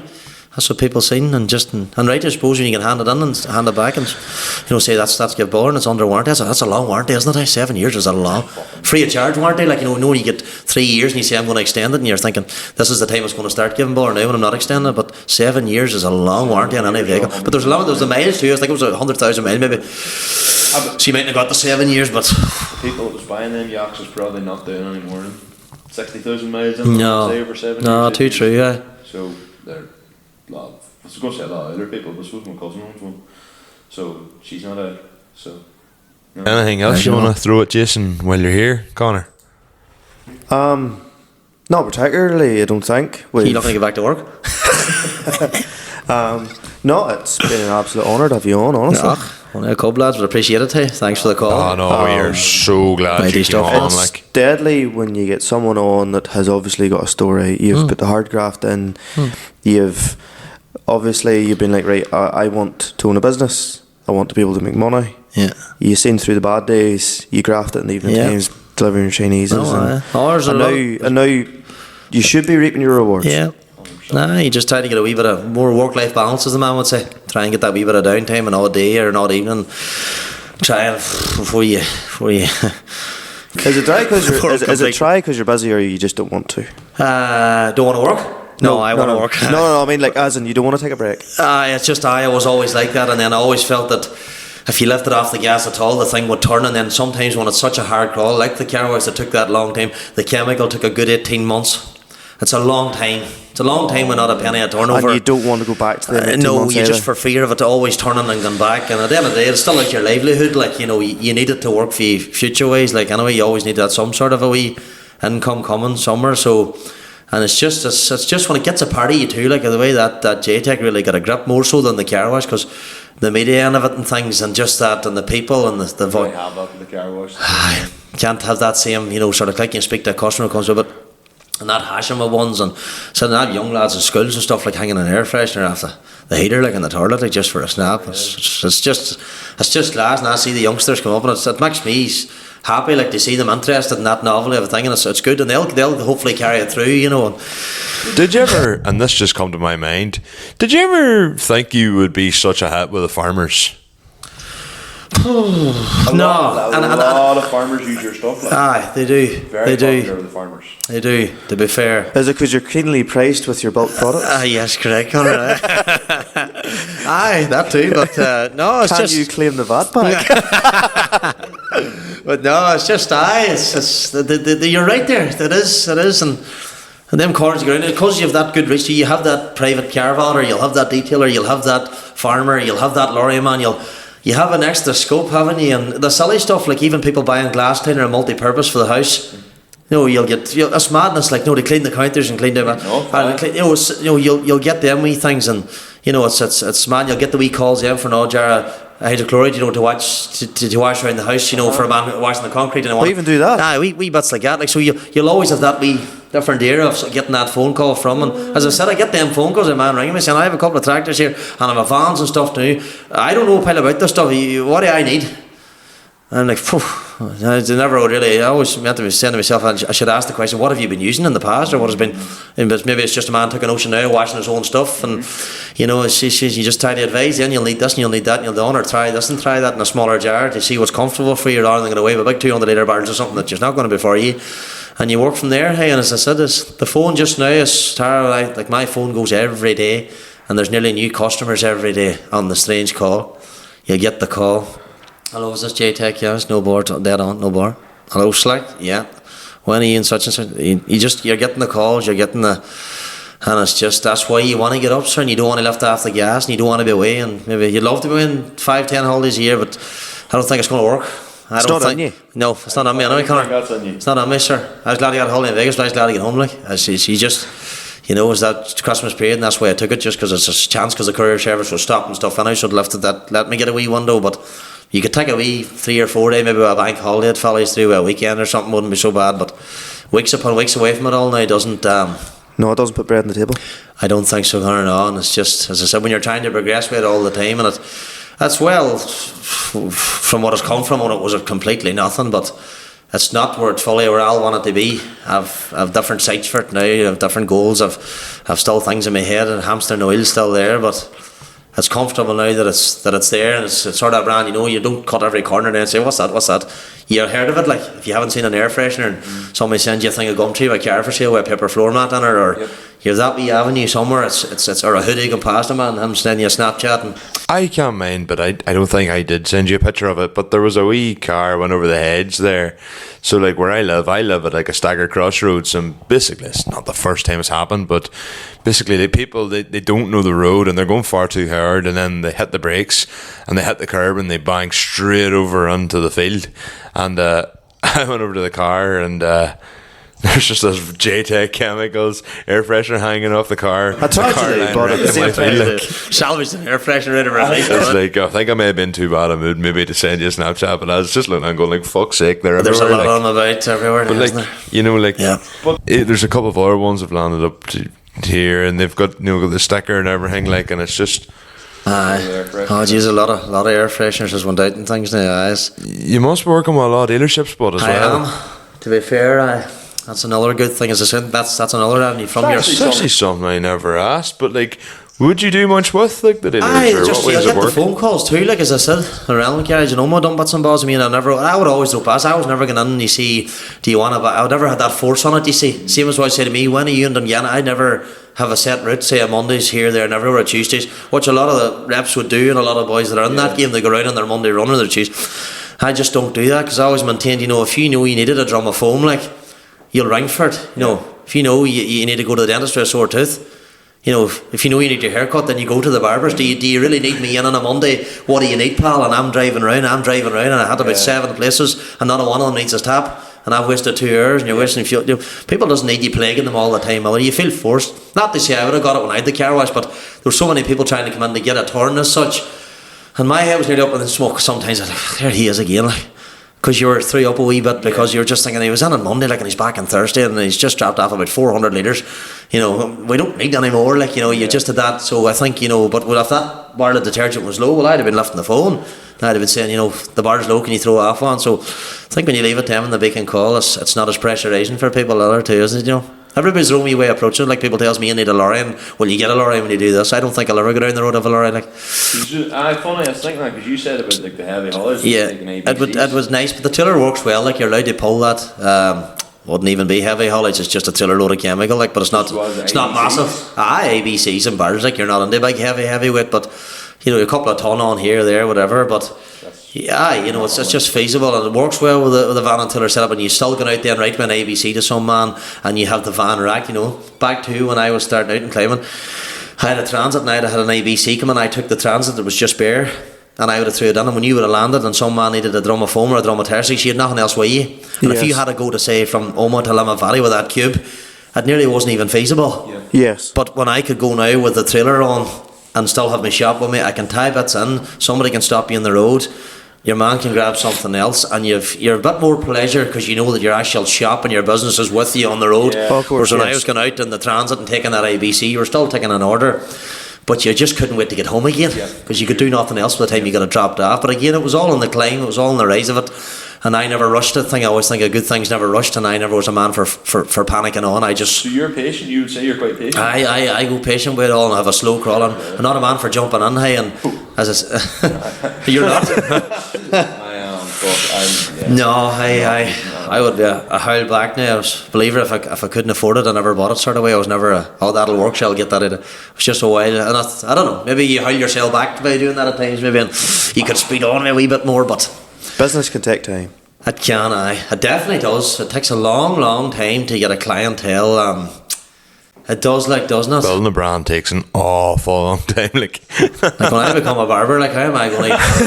It's not going to be cute out every day, like... Can you imagine me skin fading you? I actually could. I actually could, but it would be. I don't want to force a slogan on you, but it would be. To get it into your head would definitely be your barber thing. You think so? Yeah. It just translates across. Follow them on. That's here, madness. Like, Well, now you know how it come about. The boy on about our product being real good. That was my reply. That's just sure I tell you. It's just JTech, man. Get it into your head, and he recorded it, so that started out. So that's how it clicks in. But there'll be something else coming different. Then, boys, there'll be some other new thing. Always something bores out and crazes, doesn't it? But you never know what you could end up getting into. Like, Aye, that's it. you know, you say you've give chemicals there, and like, you know, there's likes of that. Like, you can maybe go down the likes of that as well. You take every day as it comes, don't you? You learn to get that attitude and not what's meant won't pass, and you'll just, and it'll come. Different wee things. You never know what you'd fall into, as you say. Like, but when you enjoy what you do, sure, it's half the battle. I have no problem getting up in the morning, sure. That job, they love it and do it. And as bad as the heavy work the car washing was, I loved it to get up to do it. Maybe because it was my own, maybe because you seen it come from nothing and it climbed up to seeing these big massive queues. Do you know what I mean? Maybe so, and looking around and seeing all these heads everywhere, thinking there's a stage I couldn't have one man standing beside me. It gives you a wee bit of a lift, doesn't it? Like, so, same with the chemical, how slow of a crawl for 18 months, a disaster. I mean a disaster of a crawl, hey, and to get it anyway off the feet to towel, like, and you're definitely you're definitely proud now, but I'm not getting any younger, sure. I won't be spanning lids maybe in here. What's going to happen here? Can I howl it up? Can I howl it up, Michael? Hopefully that's many decades away, all see. Think so? I don't know, I think you'll be alright. Like, Think so? Yeah, I do. I think it'll be grand. You look after yourself as well. Like, Aye, try your best. Aye, well, better so now. Like, back to the days with the cows now, wild light, well, not heavy anyway, but lighter weight and not eating, sir. And you need to take time to stop, hey. There's no man can't take 15-20 minutes for a bite to eat. There's no man can't throw the feet up for a couple of hours not evening. There's no man needs to work the early hours of the early morning and rise again about 4 hours later. It's crazy, like, at times, but you do what you got to do. And I suppose in that work method's in you, you find it hard to get out of it at times, but once you clock a few years on and you see time slipping by and your parents getting older and older and things, you start to realise the priorities and the small things in life, man. Then you still do well. Like, I work hard, you see it every day with snaps. I'll not change from that thing, but the crazy 22 and 23 hour days now are nuts at times now. You're on yourself on the ground and you take sick, and you know what? How better after you? Like, how are you? So you can still get the same. You can find a better way to get it done, and having a wee bit extra staff and things, and helps you get the reach out and stuff, doesn't it? Absolutely. For sure, lads. Absolutely. You know. But I will go and get a latte, boy. Lad, what a podcast. Fuck, it's cold. To be honest, right? Oh, that was shade. That man is like, I had an idea of the graft that man went through, but I did not realise that he worked in a Chinese in spare time. Sometimes I find the less I know about someone, and then you meet them, you've The more obviously the wow. you've more appreciation for what they've More they've of a wow gone through, what they've factor, done. nearly. Yeah. But I was some conversation, like, and you know, he can talk faster than I drive. He does talk some speed. I may have to see if you. Well, I don't know if I haven't edited it yet. We'll see if we can slow it down.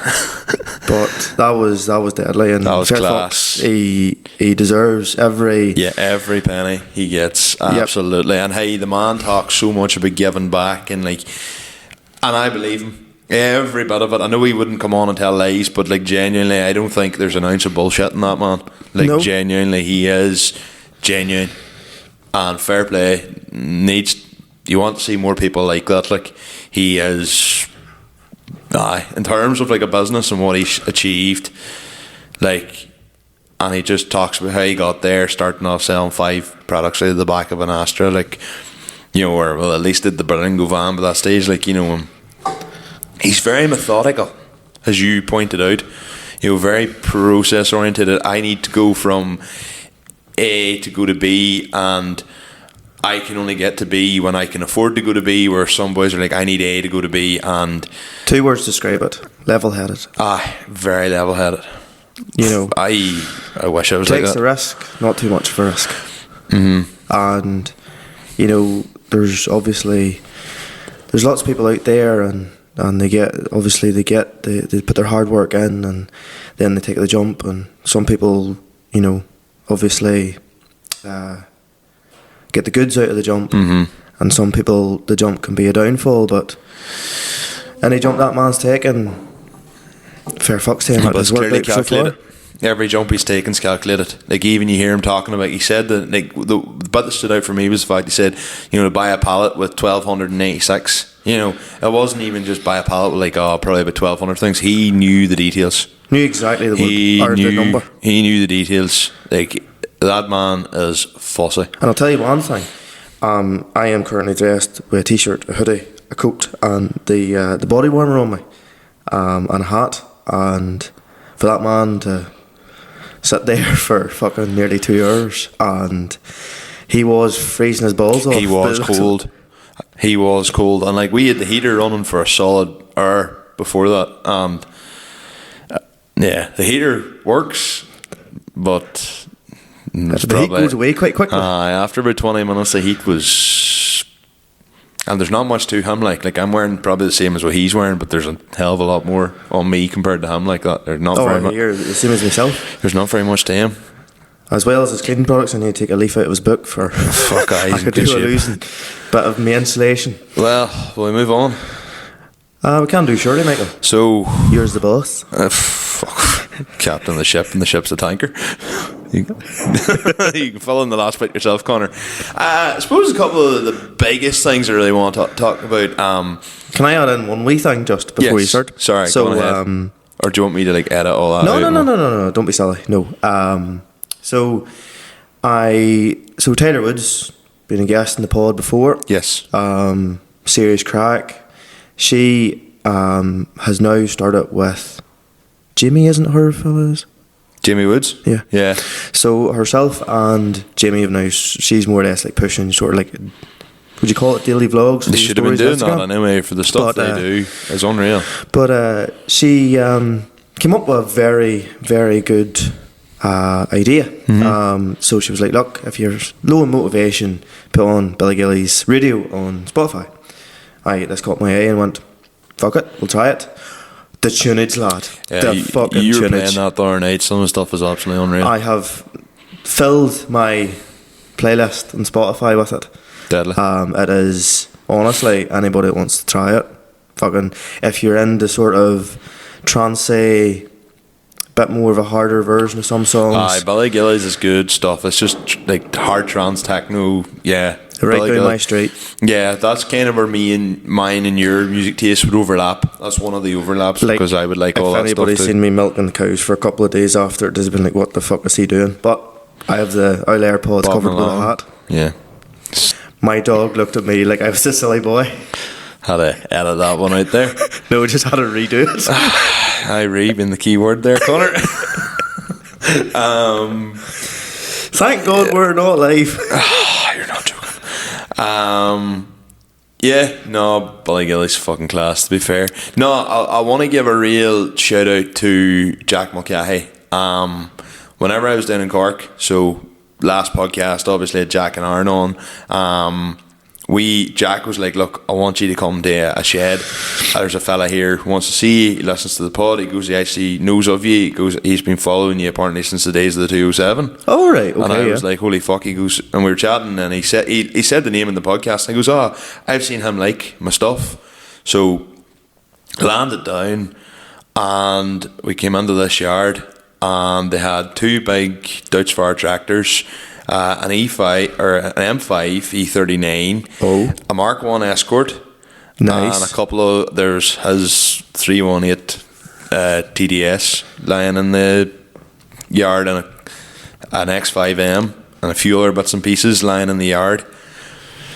And they're like, well, we just thought, you coming down, we wanted to show you what it was about. Deadly. Them boys done that for me. Now, they found out later Aaron from Retro Garage was coming as well, but they done that for me. And I was like, boys, just didn't need to go to this effort. Like seriously, like, I am nobody. And they're like, no, we just appreciated the old boy was down. Like, no, Jack would be listening to the podcast. He says he heard you were coming down. He wanted to show the place off to you. Well, I went into the first shed, and that shed's kind of nearly been the inspiration to in here as to getting things tightly packed, because the amount of stuff they have about them, and it's Jack and his father, and they were saying, like, whatever the father has, the son has the same. So, like, the father has a 4000, so Jack has a 6410. They do an out threshing day. One's a motorbike, the other's a motorbike. The dad has the Cortina, Jack has a Sierra, and then one of the main prize possessions he showed us was that E30 BMW with an Nissan diesel engine. Yes. Like, where me and Aaron Fleming were both looking at us going, holy shit, who can take the video first? yes, of course. And like, going around, and everything is like, them boys know where every single thing is, and everything is packed so tightly together. Like, they're so fussy, but everything's class. Like, they had a Scania 143 in the middle of it all too, because Mulcahy Transport was what they had. And like, I just been in a shed, I took a picture of it, and just like, I was standing on top of a Fortune tractor, or no, it was a Ford 3000 I was standing on top of, just looking across, and it was literally BM, Sierra, Cortina, E36 BM, Scania, a couple of the lawnmowers, a Cortina, the tractors, and there was something else in behind the Cortina. I can't remember what it was now, but like, everything was just like. And in the other shed there was a few bits and pieces as well. They had an old Corolla that had been in the family for years, and that's class even to see. Yeah, just all this different stuff, and it was just this real deadly father-son arrangement, and the nicest of people brought us out like ham sandwiches, like. And they were just laughing because, like, I was like, there's an E39 M5 parked out there, and yet you are all going mad over the E30 with the Nissan 2-litre diesel engine. And we were like, yeah. And if you were there, you'd have been the same as us. Like, no, totally. I was like, the M5 is one thing, but like this Nissan that's called the Cortina was class, and the Scania, it was just unreal. So Jack, the hospitality was so appreciated, like. Honestly, like, and I said I have his details and all, and I said, look, if you're in the north, because them boys come up they follow the tractor pulling, yes. And he knows obviously of Emmett and all the rest of them, and I says, look, anytime you're up and you're at a loose end or you want to come up, you are more than welcome. Just give me a shout, land up, do whatever, come on the pod if you want. Jesus, like, unreal, like, such a nice family, like. It was just deadly. You couldn't beat it. Just proper West Cork hospitality, like. So fair play, Jack. I know I sound like I'm blowing a lot of smoke up your arse, but when you get treated like that, it has to be done. Has to be respected and acknowledged. Other big thing, I suppose, coming across recently is there is a new podcast in Mid-Ulster about cars, and it's not by men. It's by a woman. It's Terry Patton, and She Drives podcast, and have to say, like, turns out I worked with Tyree's brother, Robin. It's always a small world. But it was actually Adam McCartney put me on to it originally. He said, have you seen this? And I said no, so I went at it, Terry, then Facebook, and then I sent her a message going, here, look, just see you've started a podcast. I'm based literally 5 minutes up the road from you, nearly, like, they're like Castledawson or Marfelt or something. Like, I was like, I'm literally up the road from you. Also do a podcast based on cars. We sort of aim the more farming. She's looking to go down more. She's into the show car stuff, but I think the other guests she's planning on bringing on are like into the rallying and stuff. I told her, look, you should give the likes of Tyler Woods or Vicky Cunningham or Abigail Martin a shout, like, because those people would be great. And it would be great to have them people on. They're the type, like, those three would 100% support. Oh, completely. And anything that pushes the female side in the motor industry, So- whether it's doing up your car, getting more young women interested in them, like, yes, I'll be if I'm blessed with children and I have a daughter, I'm still gunning for her to be a wee tomboy, like, you know, 100%. That wee girl, as long as she's happy to do it, obviously, is going to be driving tractors. And hey, it could be a case of good of a daughter is driving a lowered car and a son who doesn't really care about any of that. But hey, as long as they're happy, of course. But you should all give it a listen. First one there. it's just really an introduction to Tyree. Like, Yep. I got on to her and said, start pushing them longer when you get a chance. Although, admittedly, maybe we're a bit too long, but. Right, so our last one, I obviously wasn't there for the interview part of it, but the only chance I actually got to listen to it was whenever you had it out. You mean you could have listened to it beforehand? I did put it on the drive. Yes, but I am a sieve and a lot of things escape me. All I can say is it took me 3 days to listen to it. It's a long one, like. But brilliant. So, fair play to Terry. Although it's a female-based podcast, I have pushed to try and get me and you on it. So it'd be good, and like, I mean, they're literally down the road. So hopefully, as time goes on, there'll be collabs. Like, I think it's great personally. Collabs. Collabs. Collabs. Yeah. Collab. Okay, Collab. whatever. Like Barnmore on. There's something else I couldn't say recently as well. You're nearly like spelling it like COOLAG. Collab. No, one L. Collab. Right, smart ass. But I think personally it's great, and as time goes on, them like being so local, you know, we'll hopefully work together. Because I'm not saying that word again to because collab. You know, we'll all work together, and I think it's great to see another podcast coming in on a similar thing in the same territory, because it's a different angle. She gets a fan base, and ultimately there'll be references to us. Her fan base comes to us. We make reference to her. Her fan base goes to her. Everybody wins. Simple as that. At least you described that to the listener base. Yeah. So, yeah, well, basically for our listener base, if you're still here by this point, go listen to She Drives podcast by Tyree. If you want to skip the next 30 seconds, you're more than welcome to. So, have you got any what's news? I meant to send this all to you beforehand, and I completely To be honest, forgot. But I have some. About an hour and a half ago, or to 2 hours, I think I covered my what's news. The first thing I have actually is, so we done questions like a few weeks ago. Philip Morrow, listener, has kind of been there since the early days. Just before you go any further, Michael, Philip sent me a message on Instagram. Yes. And I said I would get back to him whenever I thought of an answer. And that wasn't yesterday. Well, and I think it's the same one that he asked you, but it's okay because it was a question for the pod.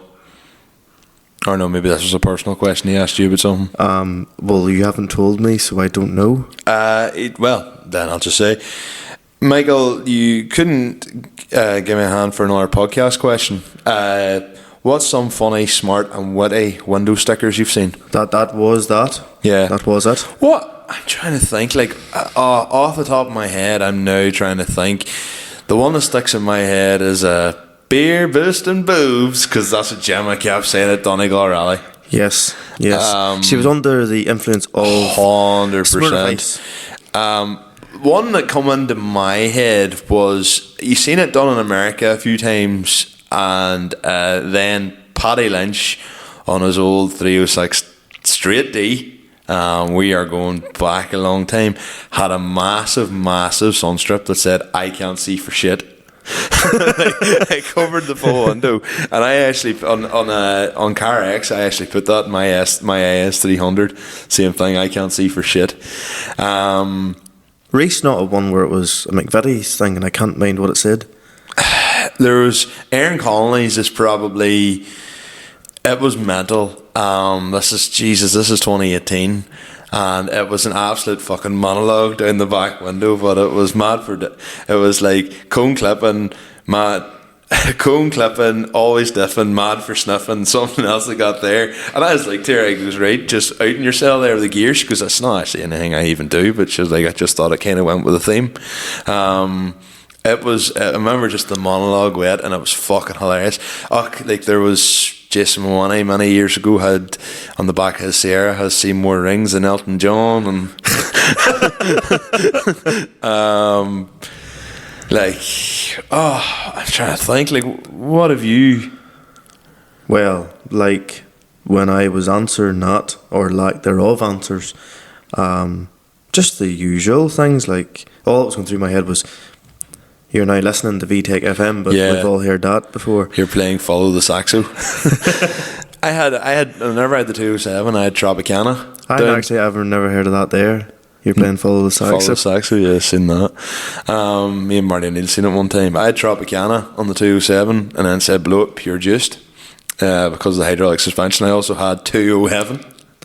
I had Fresh as a mint. Yes, fresh as a mint. Yeah, fresh as a mint. And I used to have wee Lightning McQueen Teddy with sunglasses and the parcel shelf at the back of the car. That's right. How you grew up.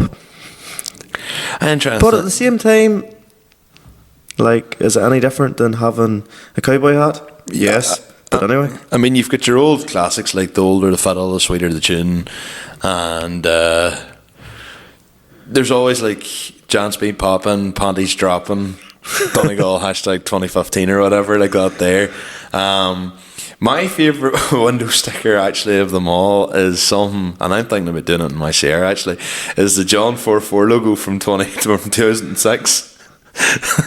Like the old like orangey yellow. Do you want to know, actually, to be fair, that's really nice done above a headlight in a 306. Yeah, because it's period correct. And the other thing, why have I went mind blank right now?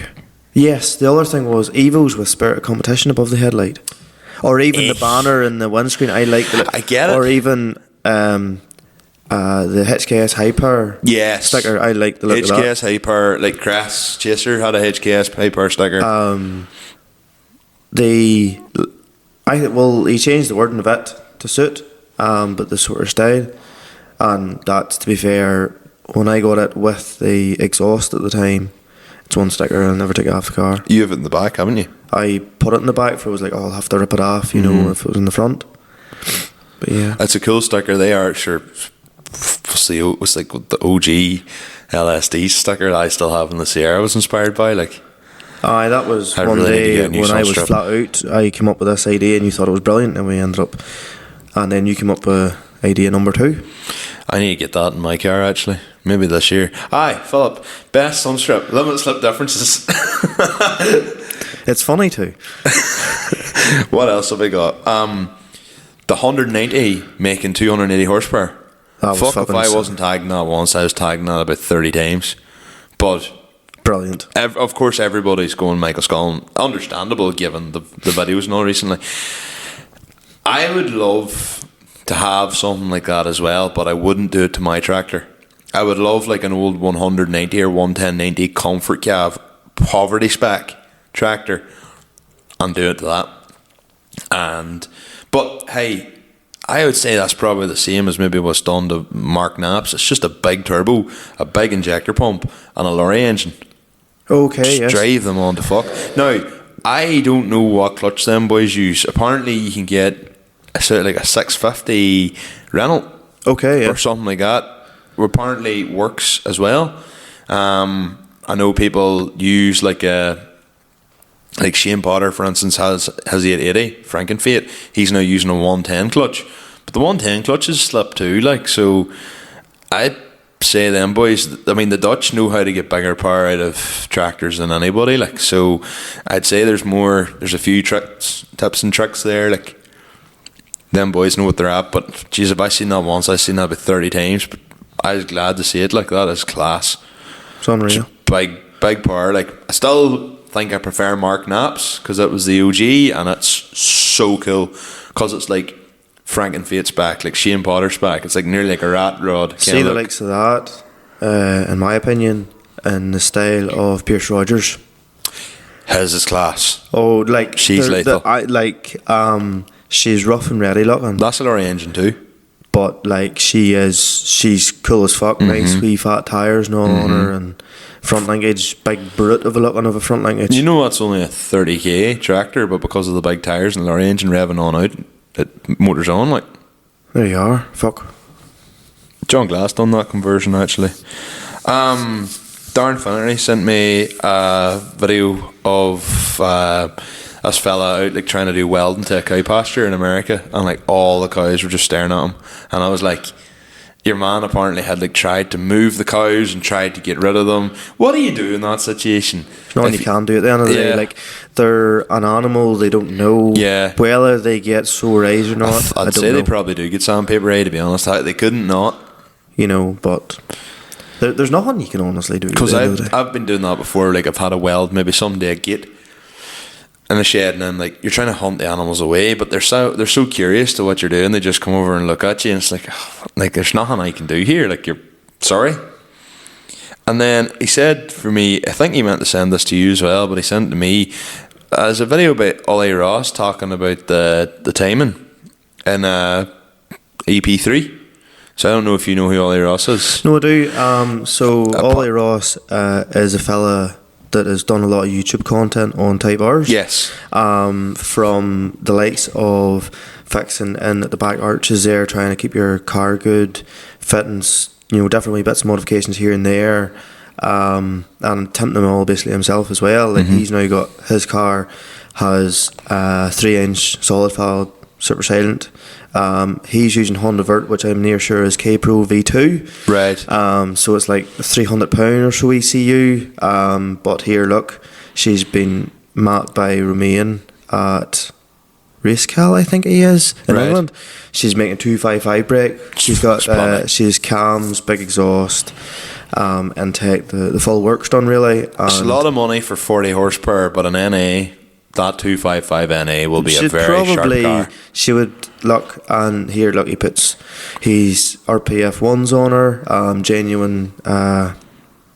genuine carbon wing on her as well. Not like a genuine Mugen one, but I can't mind the name of the company that makes carbon ones, and he's got a Body Club carbon bonnet on her. A lot of money spent in the car, and he got, like, I got the underside, obviously mine done by Ryan at Lockney Auto Care. Some fantastic job. Like, he went to Motion Motorsport and got a full underside restoration done. Jesus, that's 6,500. So he's a lot of money into this. Oh, and he's an S2000 as well. So if anybody out there wants, to watch so a bit more MP3 content of that, he's. Well, he was talking about the K20. They're a chain, aren't they?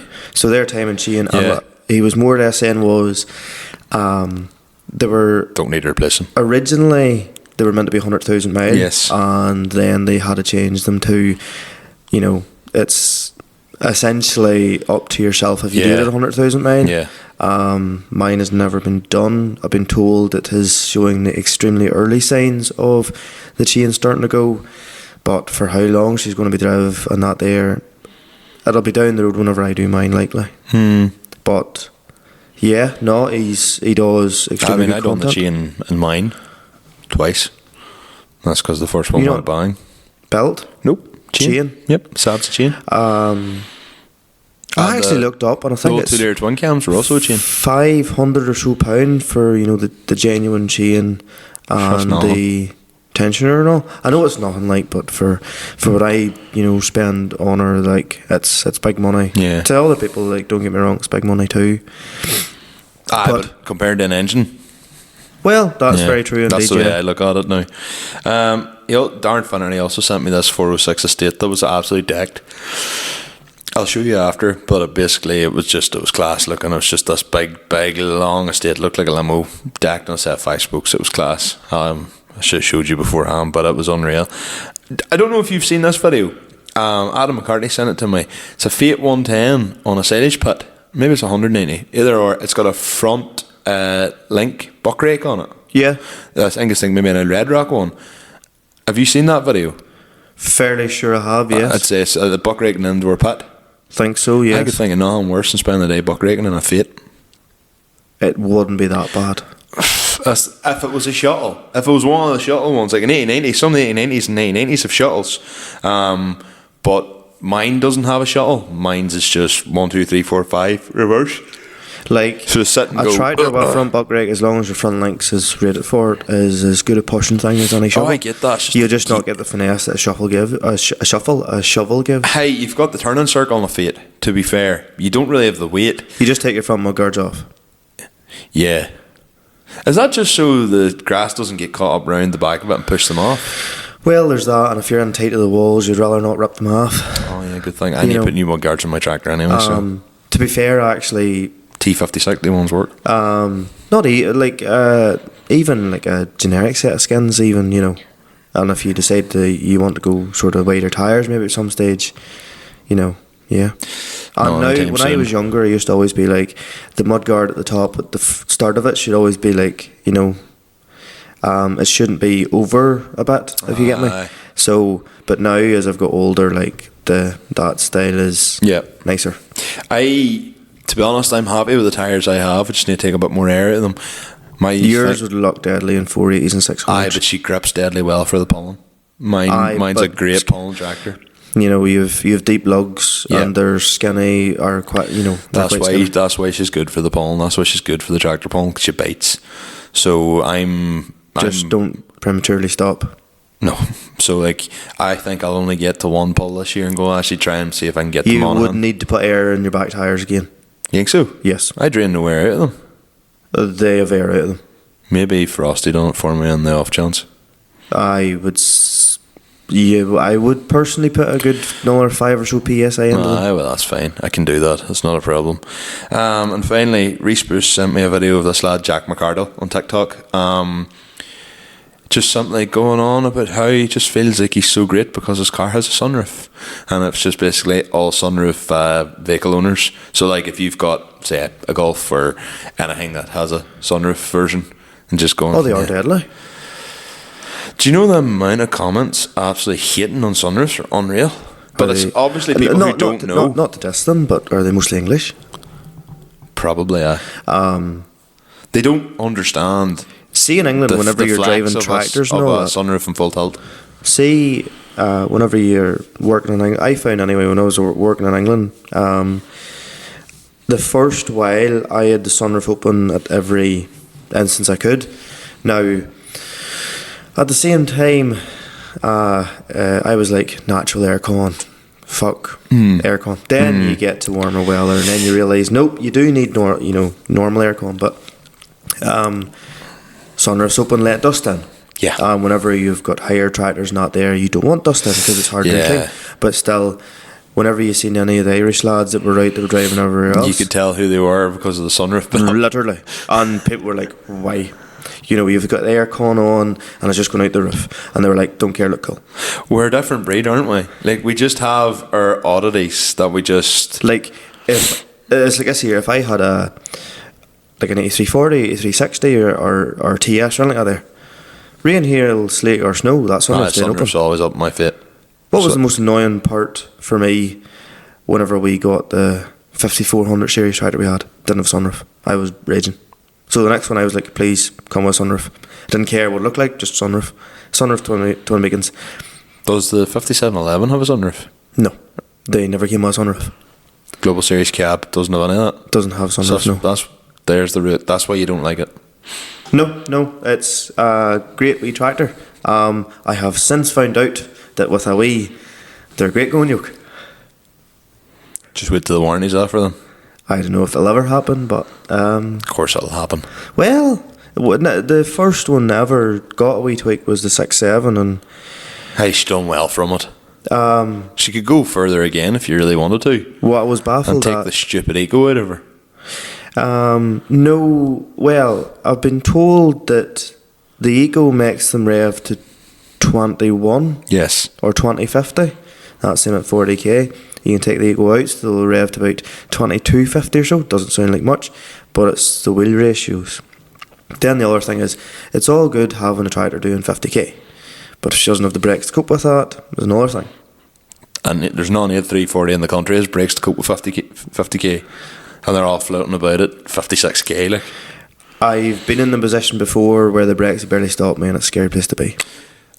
Agreed. You're going down into fucking 2 and 1 just to try and stop. Was that in a TM, but Nope. 8.3? Nope. Mine? Nope. What was that in? 5, 7, 13. Oh, See wow. the smaller tractor. It's funny, whenever we had the 5400 series, whatever brake design they were, they were actually very effective, to be fair. Probably the same as the 6400 series brakes. Possibly, I don't know. But whenever then we moved to the slope nose, you could definitely tell. And then it's funny, whenever we went, now I know she's air brakes is standard because that's what part of what the S series was, but the brakes in her, like, whenever you were used to, like, you know, feathering the brakes, Aye. you know, the 6.7 is an on-off switch. You touch it and it's, you know. I know. But If you stamp on it, it might to just... be fair, though, I will say one thing, but the air brakes, whenever the likes of we converted the tanker from hydraulic to air, basically put a lorry axle into it, worked out quite well. But the first set of tyres on our tanker, probably quite a bit of it was you met somebody in the road, maybe going a wee bit too hard, and you slid and you just seen 11 behind you. Yeah. Because you're just, you know, trailing the wheels. Whereas now, because everything's braking, I wouldn't say it's ABS, but it's braking easier. Yeah. There's, you know, Yeah. You can it's see... braking everything at the same time. Yep. You know, You can like, see when, like, certain trailers, like, she never skids at all anymore. I remember one year had I think Rory owned it, or maybe you got it off someone else. There was a Red Rock, and like you even so much looked at the brake on her, she locked up the back.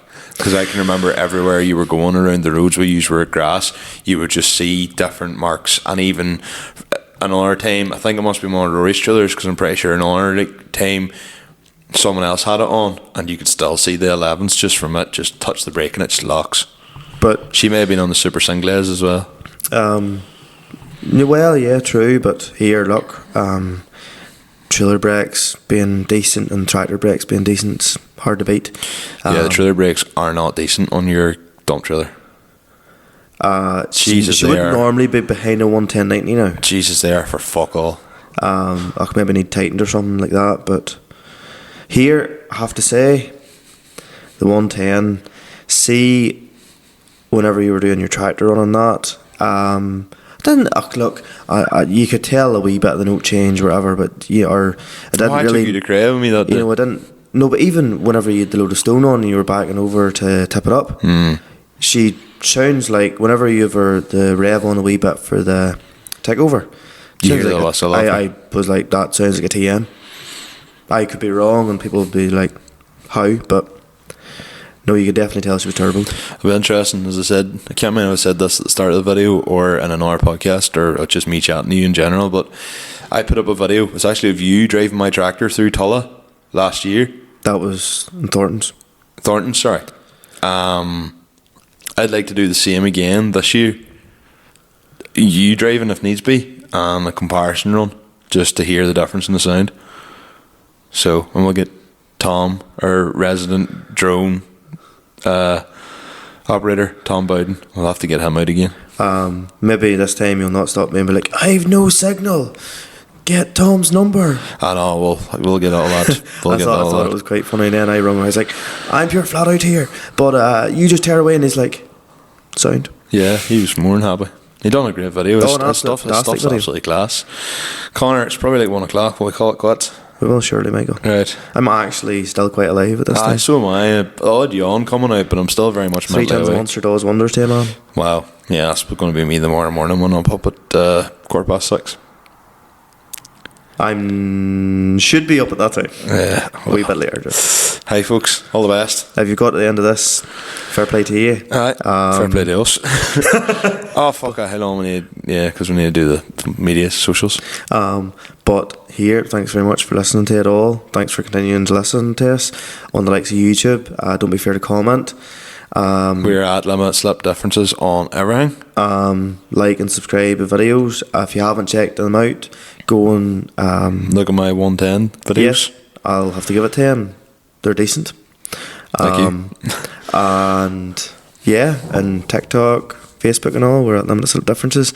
If you want to look at nothing that's changed in a while, I could do doing some, but anyway, I'm at Connor.McGoo. And I'm at Michael Scullin _ on everything bar Snapchat, which is mscullin. And the last thing is, if you're not a part of the community, aye, join the community. Community's great crack. It's mainly just me posting on it, but sure. it keeps the show going. You get look, there's other ones. Al Dillon posting it today about his fiesta. That's something going, That's class. Like what he's doing, like is unreal. So, we probably when it grows, we'll probably do a bit of a plug on the community and maybe do a what's new in the community kind of thing. But for now, we'll just be selfish and keep it to us, Yes. folks. All the best. Good luck. Best of luck.